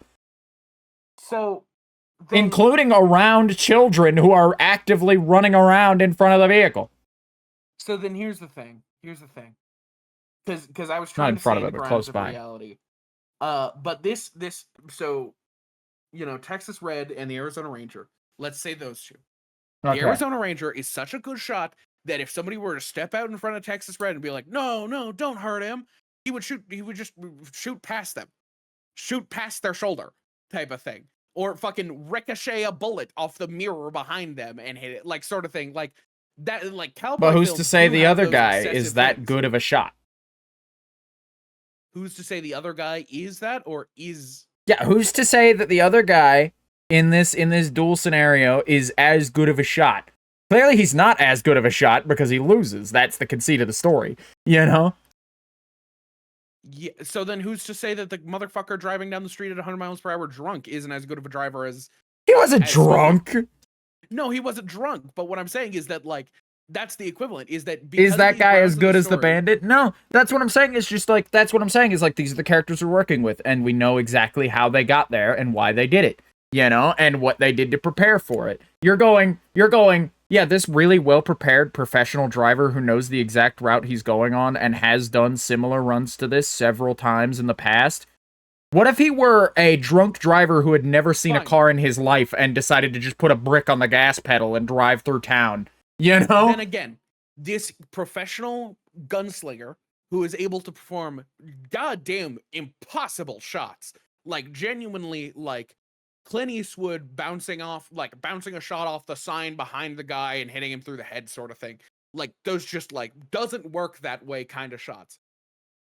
How is that guy more dangerous and more gray morally taking somebody down who's a murderer and a rapist than the motherfucker who's illegally... Because of how they're depicted in Westerns. That was my point. Was that the way these two archetypes... That was my point an hour ago, was that the way these two archetypes are fucking put to the outlaw, the excellent marksman outlaw who could win any duel, is set to be more of a morally gray, mysterious figure. We don't know what he's capable of fully. We don't know what his deal is. Whereas within the fiction, on the other hand, the bandit is a much simpler character. Are they taking risk doing what they're doing? Sure.